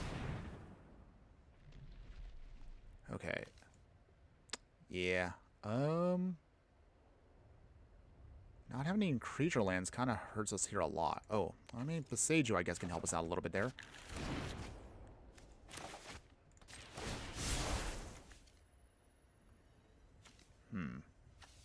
Yeah, there's not really much of anything we could do now.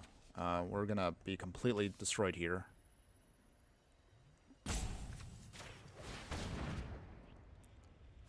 I mean, let's see. Yeah. Yeah, there's not really much of anything we can do now. We don't have any creature lands because of how tight our game plan is with our land base. Maybe that was a bit of a mistake. Okay. Because Hearthhull can come in, but there's nothing we can do to even turn it on. So it just sits there. It just sits there. It does nothing. Okay. We're going to hope we can then draw into what we need. But at this point, I don't know if we can.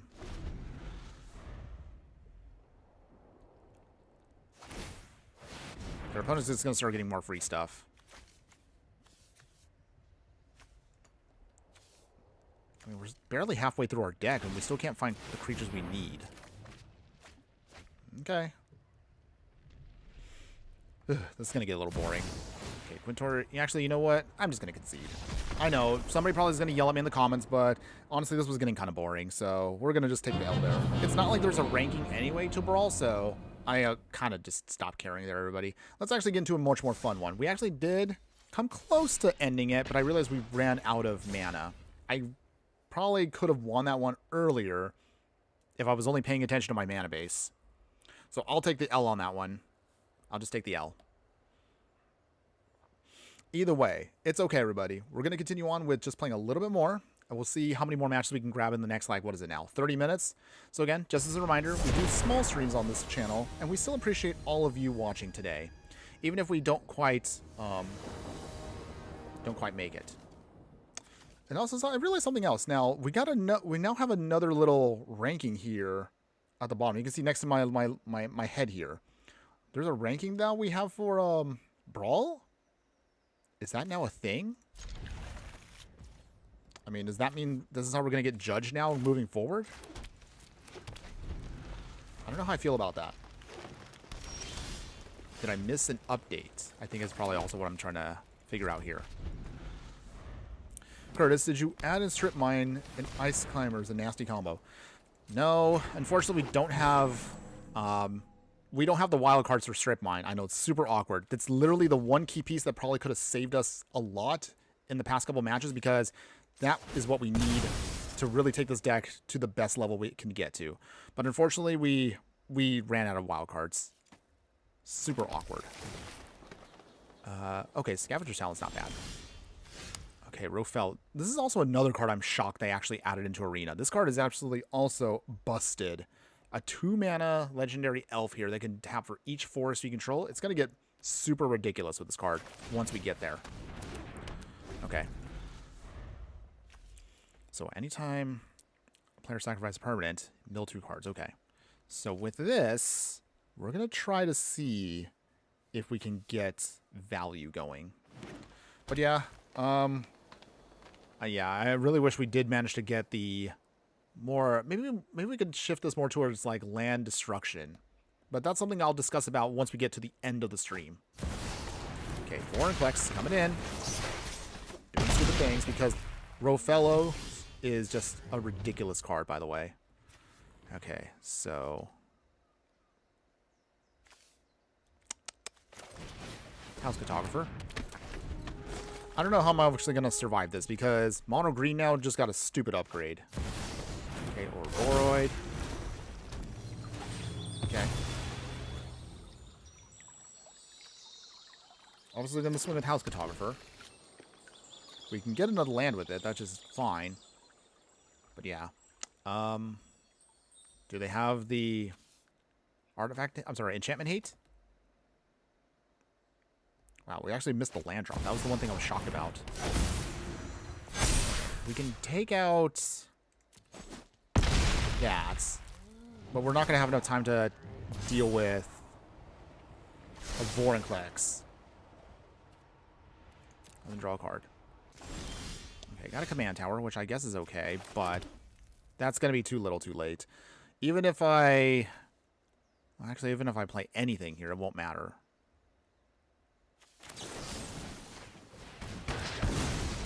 Okay, destroyed that. Yeah. I can't survive this. Seriously, who thought it was a good idea to have this card into Arena? This card's just going to be beyond busted. Maybe I actually might make a deck tech around that to explain to you why that's a busted card. But we'll talk about that again, coming up on the stack of things I want to talk about near the end.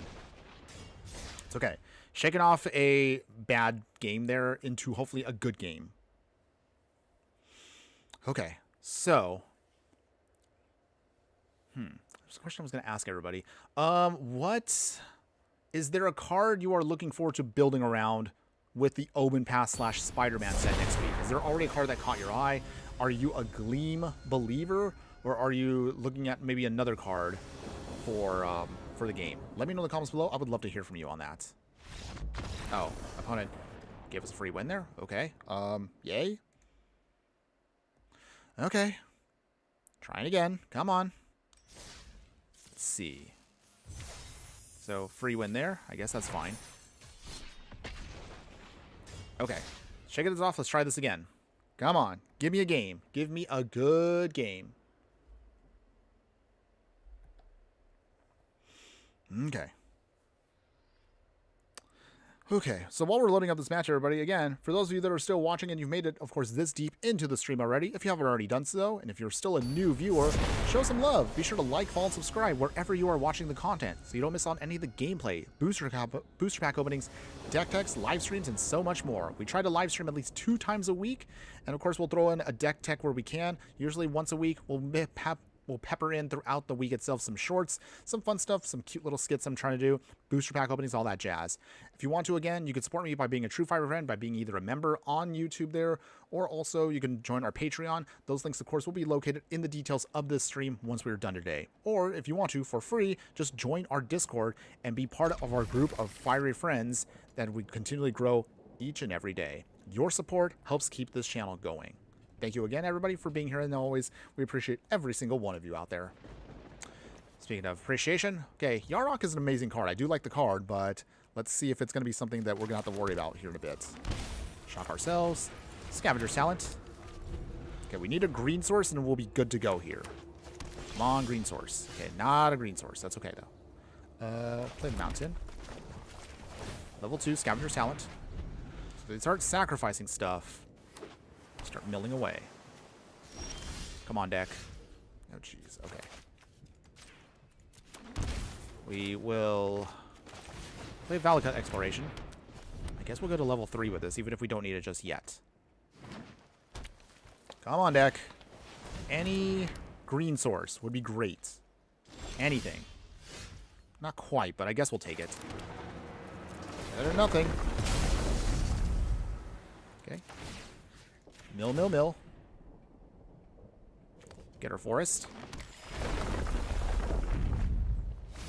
Mill, mill. Mill, mill. Oh, we actually did get some good hits there. So with that, Sundering Eruption. Blowing away the island. Sorry, opponents.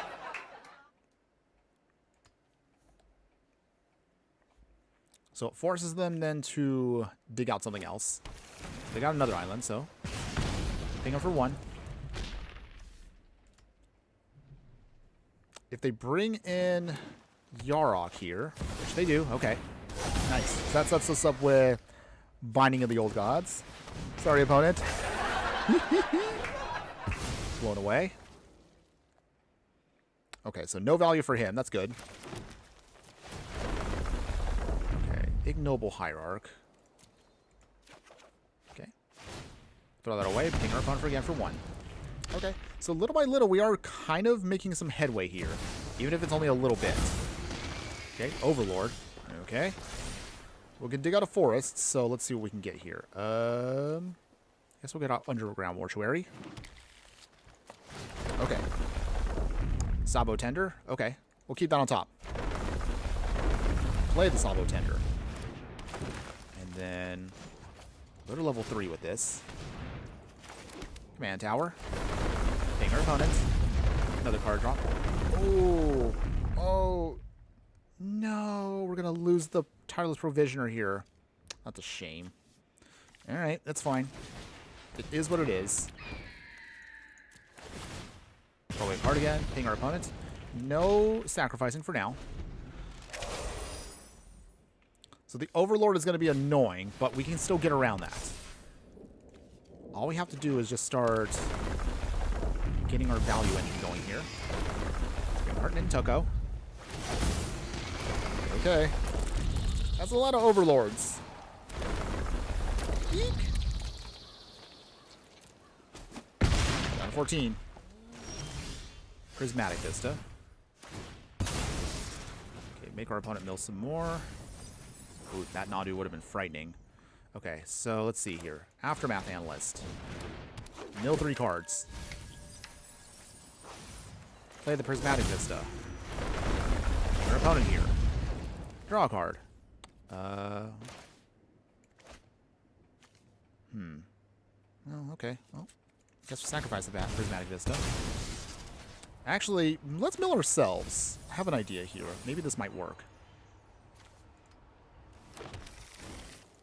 Ping our opponent here.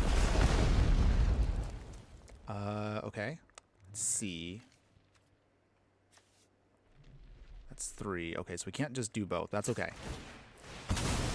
It's all or nothing now, because either that or we're just going to get blown away by the bunch of Overlords here. Mill 2. Mill 2. There we go. Oh, I love burn. I love burning out our opponent here. Okay. Nice. Okay. Sure, let's get out another forest. You know what? Why not?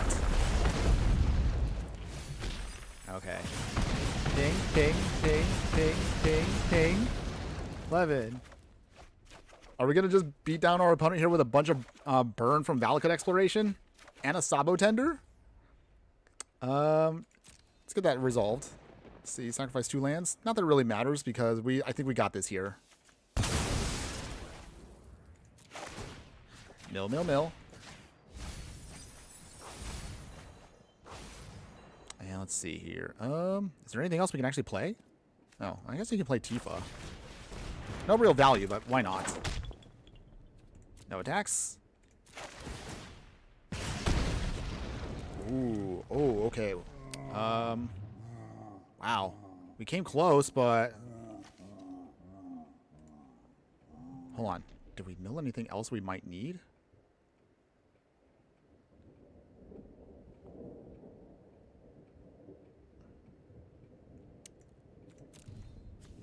Sacrifice 3 other permanents.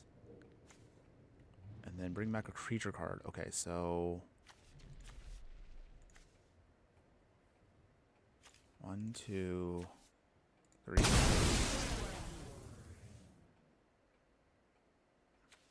Wait. Did I do this wrong? Oh, I think I did this wrong. I think what I should have done was sacrifice... Oh, jeez. Once again, I messed up, everybody. What I realized I could have done was bring back Mayhem Devil, sacrificed the treasure, and that would have been the final ping. Oh, jeez. Okay, I'm dumb.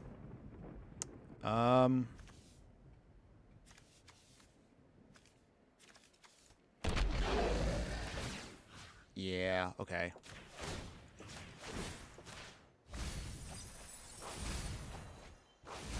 Okay. Well, that's it, everybody. I think we tried to stabilize, but we just couldn't do it because I was foolish.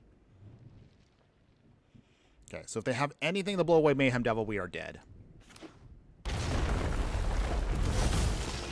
make another Overlord.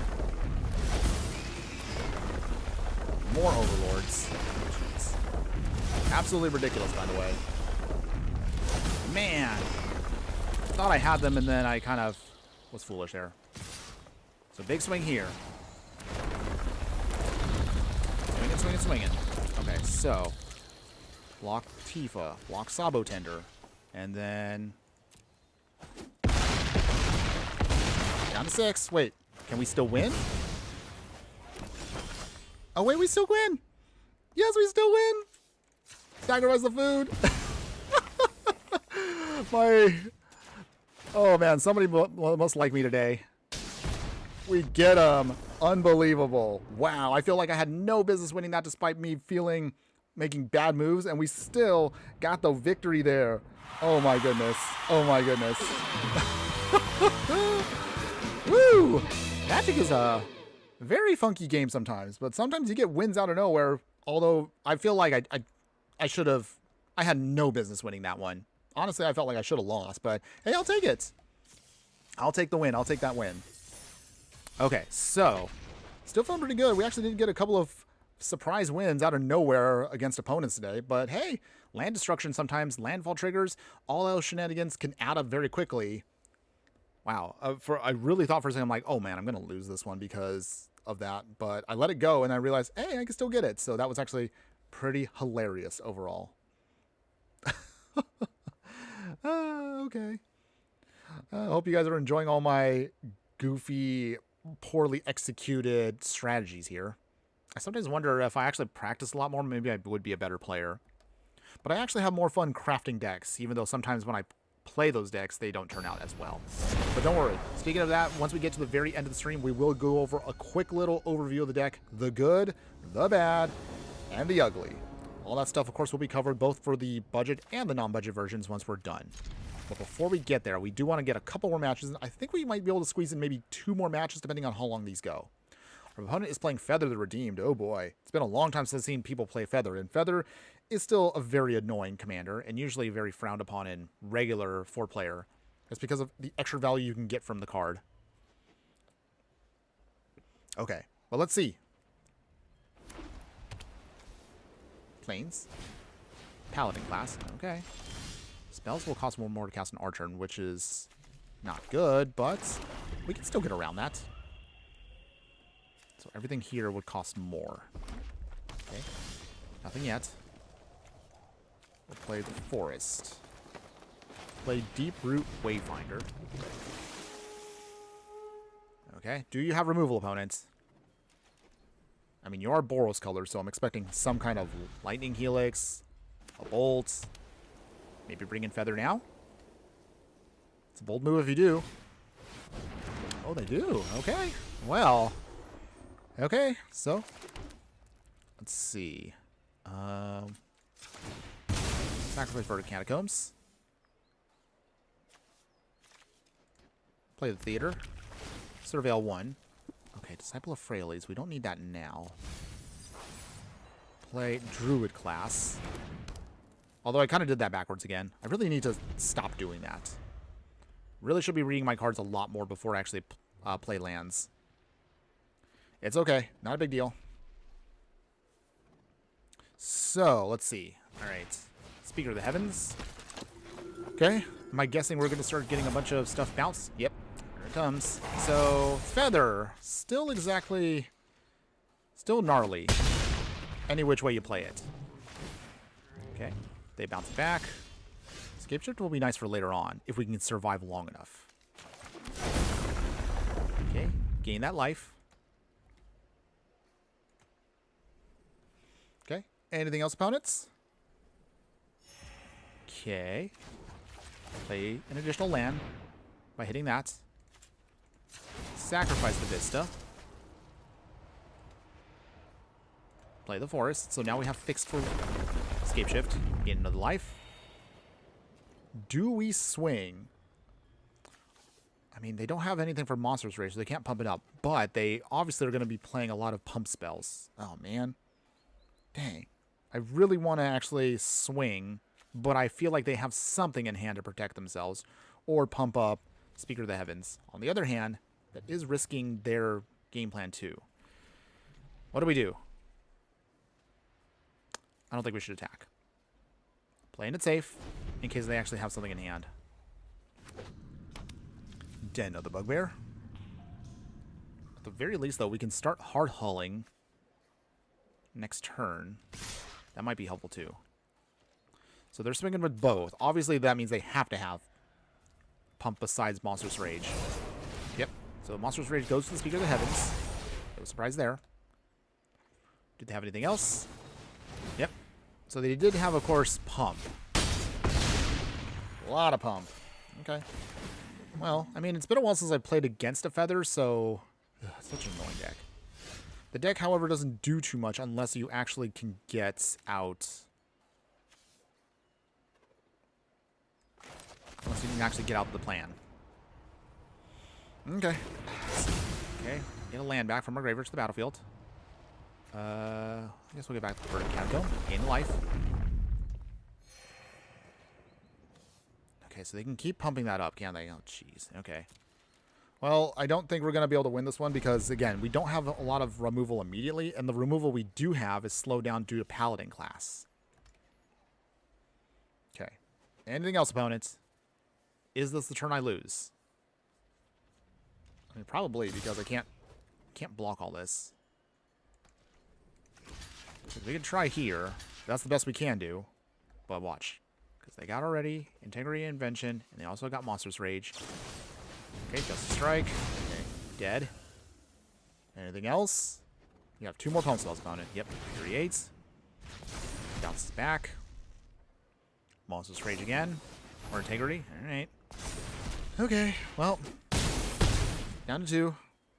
No real hope now of winning this, unless we actually get a Wrath. That's the only thing that helps us survive. And they get to reuse their spells again. Joy. Okay. There's like literally nothing we can do. Get back for no real value. Play the Blooming Marsh. No real value. And we lose. We will scoop. That's fine. Okay. Let's try to see if we can get in one more game, everybody. Win or lose, don't matter. This next one will be the final one for today, everybody. And again, continually as always, I appreciate every single one of you for showing up today. Let's get this in, everybody. Let's get our gameplays on. Let's do this. All right. It's time to do. Okay. Okay. Feeling good. We got to do this. We're going to try. Ooh, we can get Tifa to start doing pump shenanigans. Maybe this can work? Maybe. Okay. All right. So, let's see. Game plan here. Braids is also very oppressive if we can get her down. Snow covered. Candy Trail. They're playing Matoya from Final Fantasy. Whenever you scry or surveil, draw a card. That's cool. Very unique, though. And we're playing mono blue, so I don't know how this is going to work, but we're going to try. Proving ground. Perfect fixing. Okay. Opponents. Anything else? Nothing yet. Okay. Let's play Quest for the Necropolis. Unless they have a counterspell. Let's see. Underground Mortuary. Get those quest counters on it. Omen of the Sea. So a lot of scrying and a lot of surveilling with this card, which does make it a very interesting commander. I've thought about wanting to do one. Too expensive right now.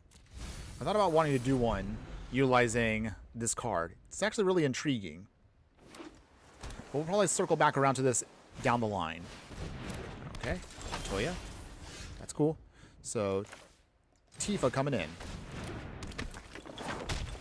Verge. What's counter going on?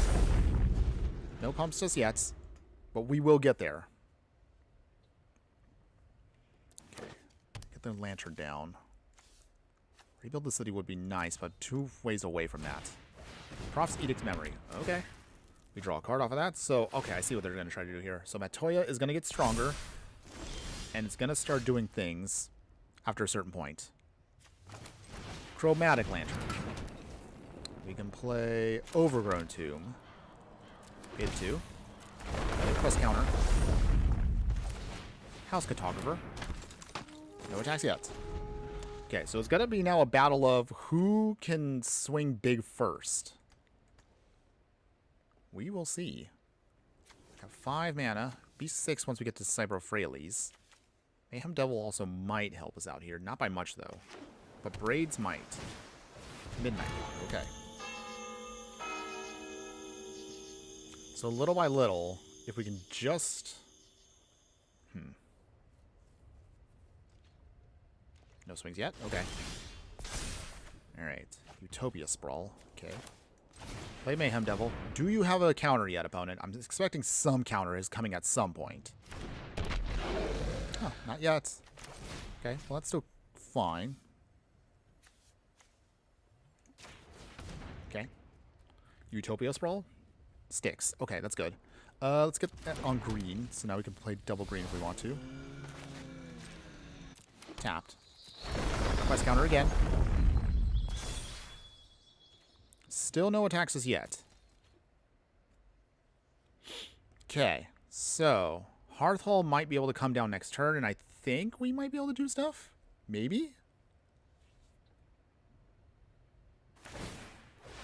They do sacrifice, so we get to ping. First blood against our opponent there.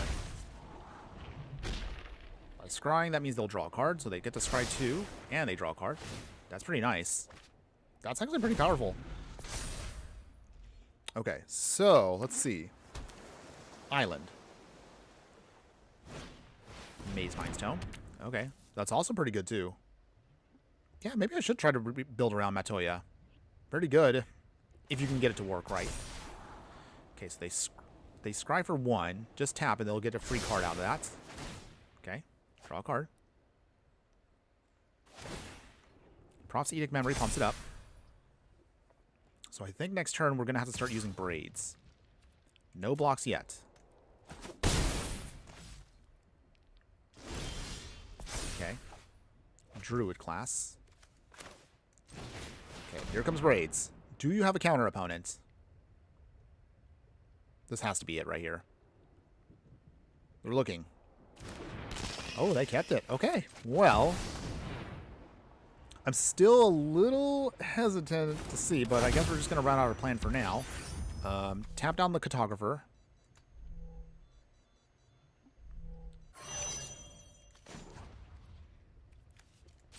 we'll keep stationing. Actually, hold on. Actually, station. Just braids. They keep looking at their hand. Do they have something they can flash in? Ugh, now I feel like I don't want to attack. They curate. They surveil too. Draw a card. And they get to draw a card off of that, so good. Wow, that's a lot of value. But again, I'm still trying to figure out, like, what do they have? Okay.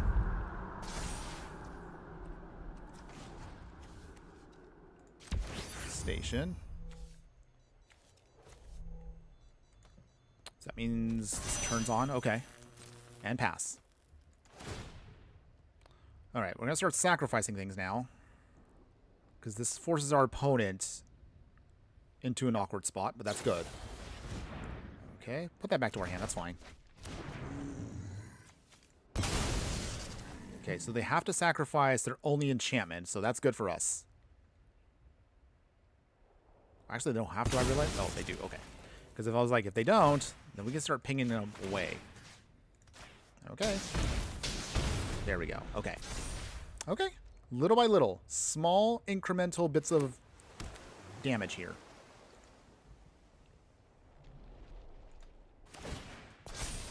Okay. Maze Mindstone doing its thing. Still nothing we can bring back with this. Because it has to be a creature card. But Elrond. Rivendell, okay. They scry, okay. Boy, if I only had an Orcish Bowmaster right now, that actually would be absolutely devastating against this deck. Oh, well. No big deal. Although it technically doesn't really fit with our game plans, that's why I didn't throw it in there. Okay. Mind Stone. But they start sacrificing stuff that actually goes in our favor. Okay, so Scry 3. Target opponent gets a one-time boon. Taps him with a stun counter. There they go. Huh. Interesting. Interesting alchemy card. Still not fond of alchemy cards, but I guess it's a thing. Okay, so in the meantime, bring back Hearthhull again. Okay. Get that quest counter on. We'll sacrifice... Oh wait, I forgot. We gotta turn this back on again, don't we? Okay. Minimum. Let's actually sacrifice... Or maybe actually, hold on. Station. So we can actually do some damage here if we actually just station it up. Okay. There we go. Okay. They opt.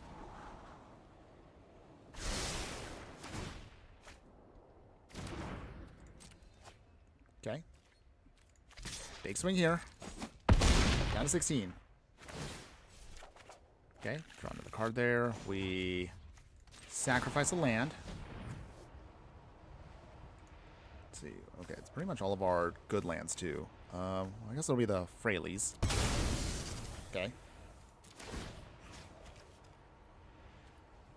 Ping our opponent. There we go. I guess we'll do this now. This is already here. Play Fable Passage. We can...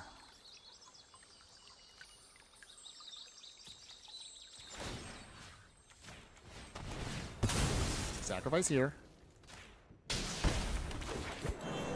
And then what do we cut here that we want? Actually, Tifa. That actually is pretty good. Draw 4. Nice. And pass here. Force our opponent to sacrifice something if we want to. You know what? Let's do it this way. Opponent, do you sacrifice? Oh, they do. Okay. Get those pings in. Down to 7. Hey, we're making it. We're making good headway here. But can we keep it going? Opponent. They do swing. Okay, that's cute. That's cute. Oh, I was going to say I was going to get a free hit there. Okay. Take 3. That's okay. That's not a big deal for us. Down to 22. Opponent, do you have anything else?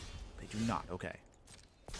Is their whole deck just loaded up with nothing but, I'm sure they have to have some kind of counter spell. They have to. So even if that has a stun counter, we actually don't care. That doesn't make a difference for us. We will get back things here. Alright. Level 2. And then, alright. Gain that life. Alright.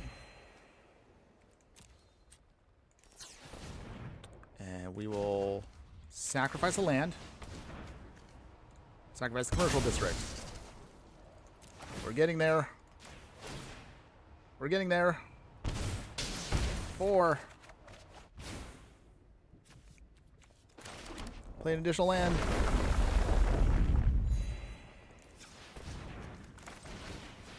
Aftermath Analyst. Is this it?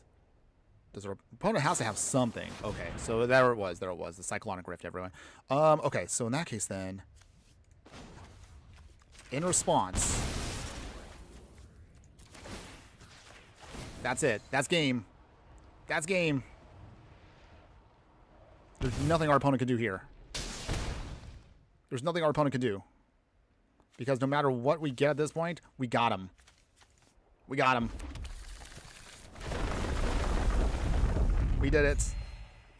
Keep that on top. Yes. And then Fable Passage for the win. Even if you sacrifice the Candy Trail opponent, you still lose because that ping still goes off with Mayhem Devil. It doesn't matter. We did it. We got him. Yes, world domination.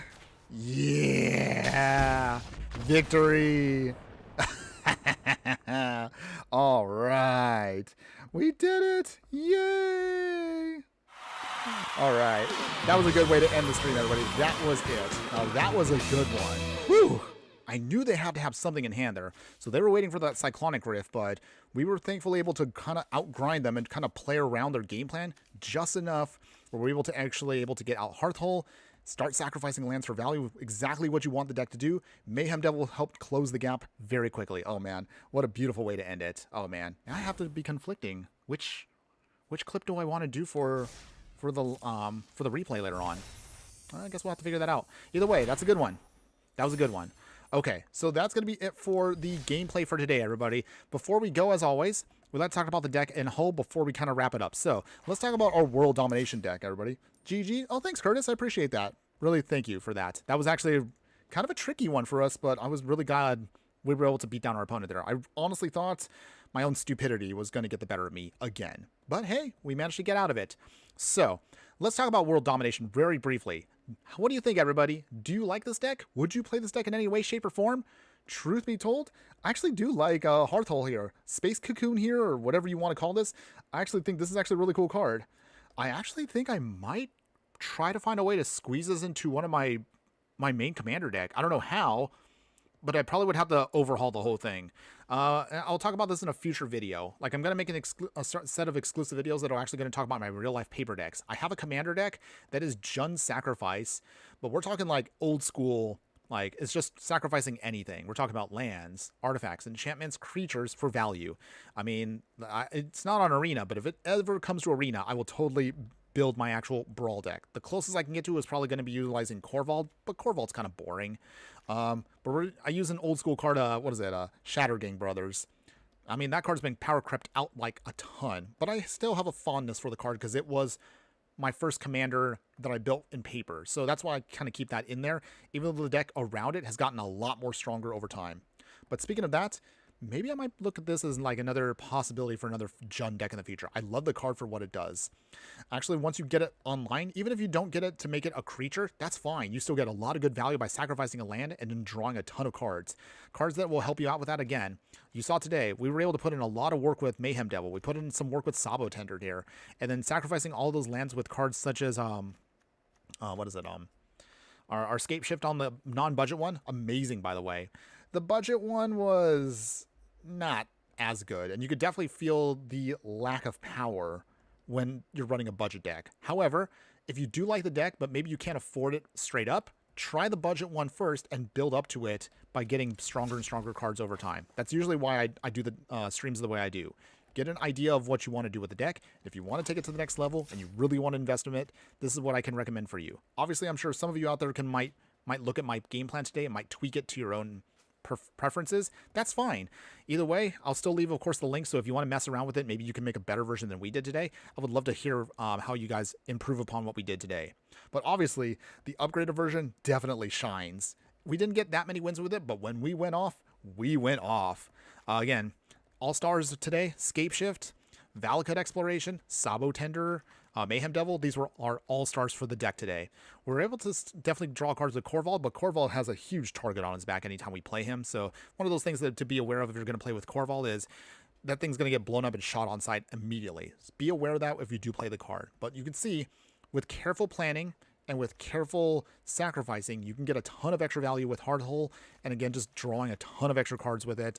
It's actually really, really good. I actually am going to say, highly recommend this if you are a fan of Sacrifice, Landfall triggers, or Jund Sacrifice overall. We're definitely going to, of course, recircle back to Jund Sacrifice once we get to the Avatar set. So I'm looking forward to that once we get to Earthbending. That'll be actually a lot of fun. Now, the final thing I want to say before we go today, and because all of you who have been watching are still sticking around for just a bit longer, thanks again for that, everybody, my true fire friends. Here's a little bit of sneak peek as to what is going to be our next budget deck tech for next week. So before we get to the Omen Pass, we'll have one more deck tech. It's kind of circling back to a handful of cards that I actually wanted to talk about, but we couldn't quite have the time for it, at least until now. So we're going to try to do something a little bit on the absolutely dirty side. We're talking real sneaky here stuff. We're talking about trying to bring in Kona here, tapping him, and then bringing in cards like Absolute Virtue to prevent ourselves from taking damage. And again, our opponent's going to rage quit with this. It's so much fun. Or you can be really evil and use cards like Agent of Treachery, bringing it down as fast as sometimes even turn 3 with Agent of Treachery, and just start stealing whatever our opponent does. Either way, this is going to be absolute treachery once we get this plan off. But that, again, is going to be our future deck tech coming up next week. Otherwise, beyond that, our final deck tech that we're going to, our final live stream deck tech we'll do on this weekend, I'm going to try to find time for it, is we'll be doing a, where's it at? Oh, so we have a Slivers deck ready to go. So Slivers, we actually never done it. So Slivers does feel a little bit sci-fi-y. So you know what? As a farewell to Edge of Eternities for now, we'll circle back to cards we've missed in the future.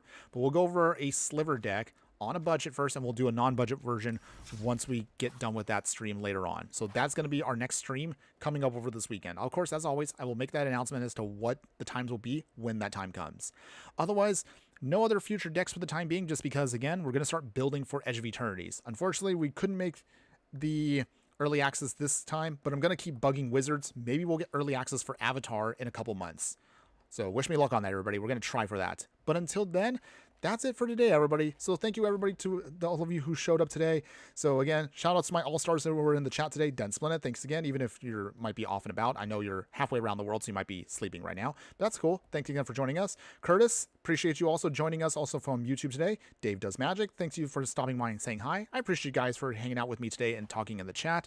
And if I don't see your name because maybe you're watching me from another platform like Instagram or X, again, my apologies. I don't mean to ignore anybody on other chats. Someday I'm going to try to see if I can cram all the chats into one consistent one you can see across any of the live streams you're on. But for now, have a wonderful day, everybody, wherever you're at in the world. Again, hopefully you're having a good week. Start figuring out, again, what you want to see us play in the upcoming future budget decks for this channel once we start going through the Omen Paths. I look forward to seeing what kind of fun stuff we can build very soon. Until then, we'll see you again over on the weekend. I'll mention it's either going to be Friday or Saturday. But until then, I do want to remind everybody of one more thing. Just remember that no matter what you do play in the game of life, always be sure to burn bright. We'll see you later this weekend, everybody. Later.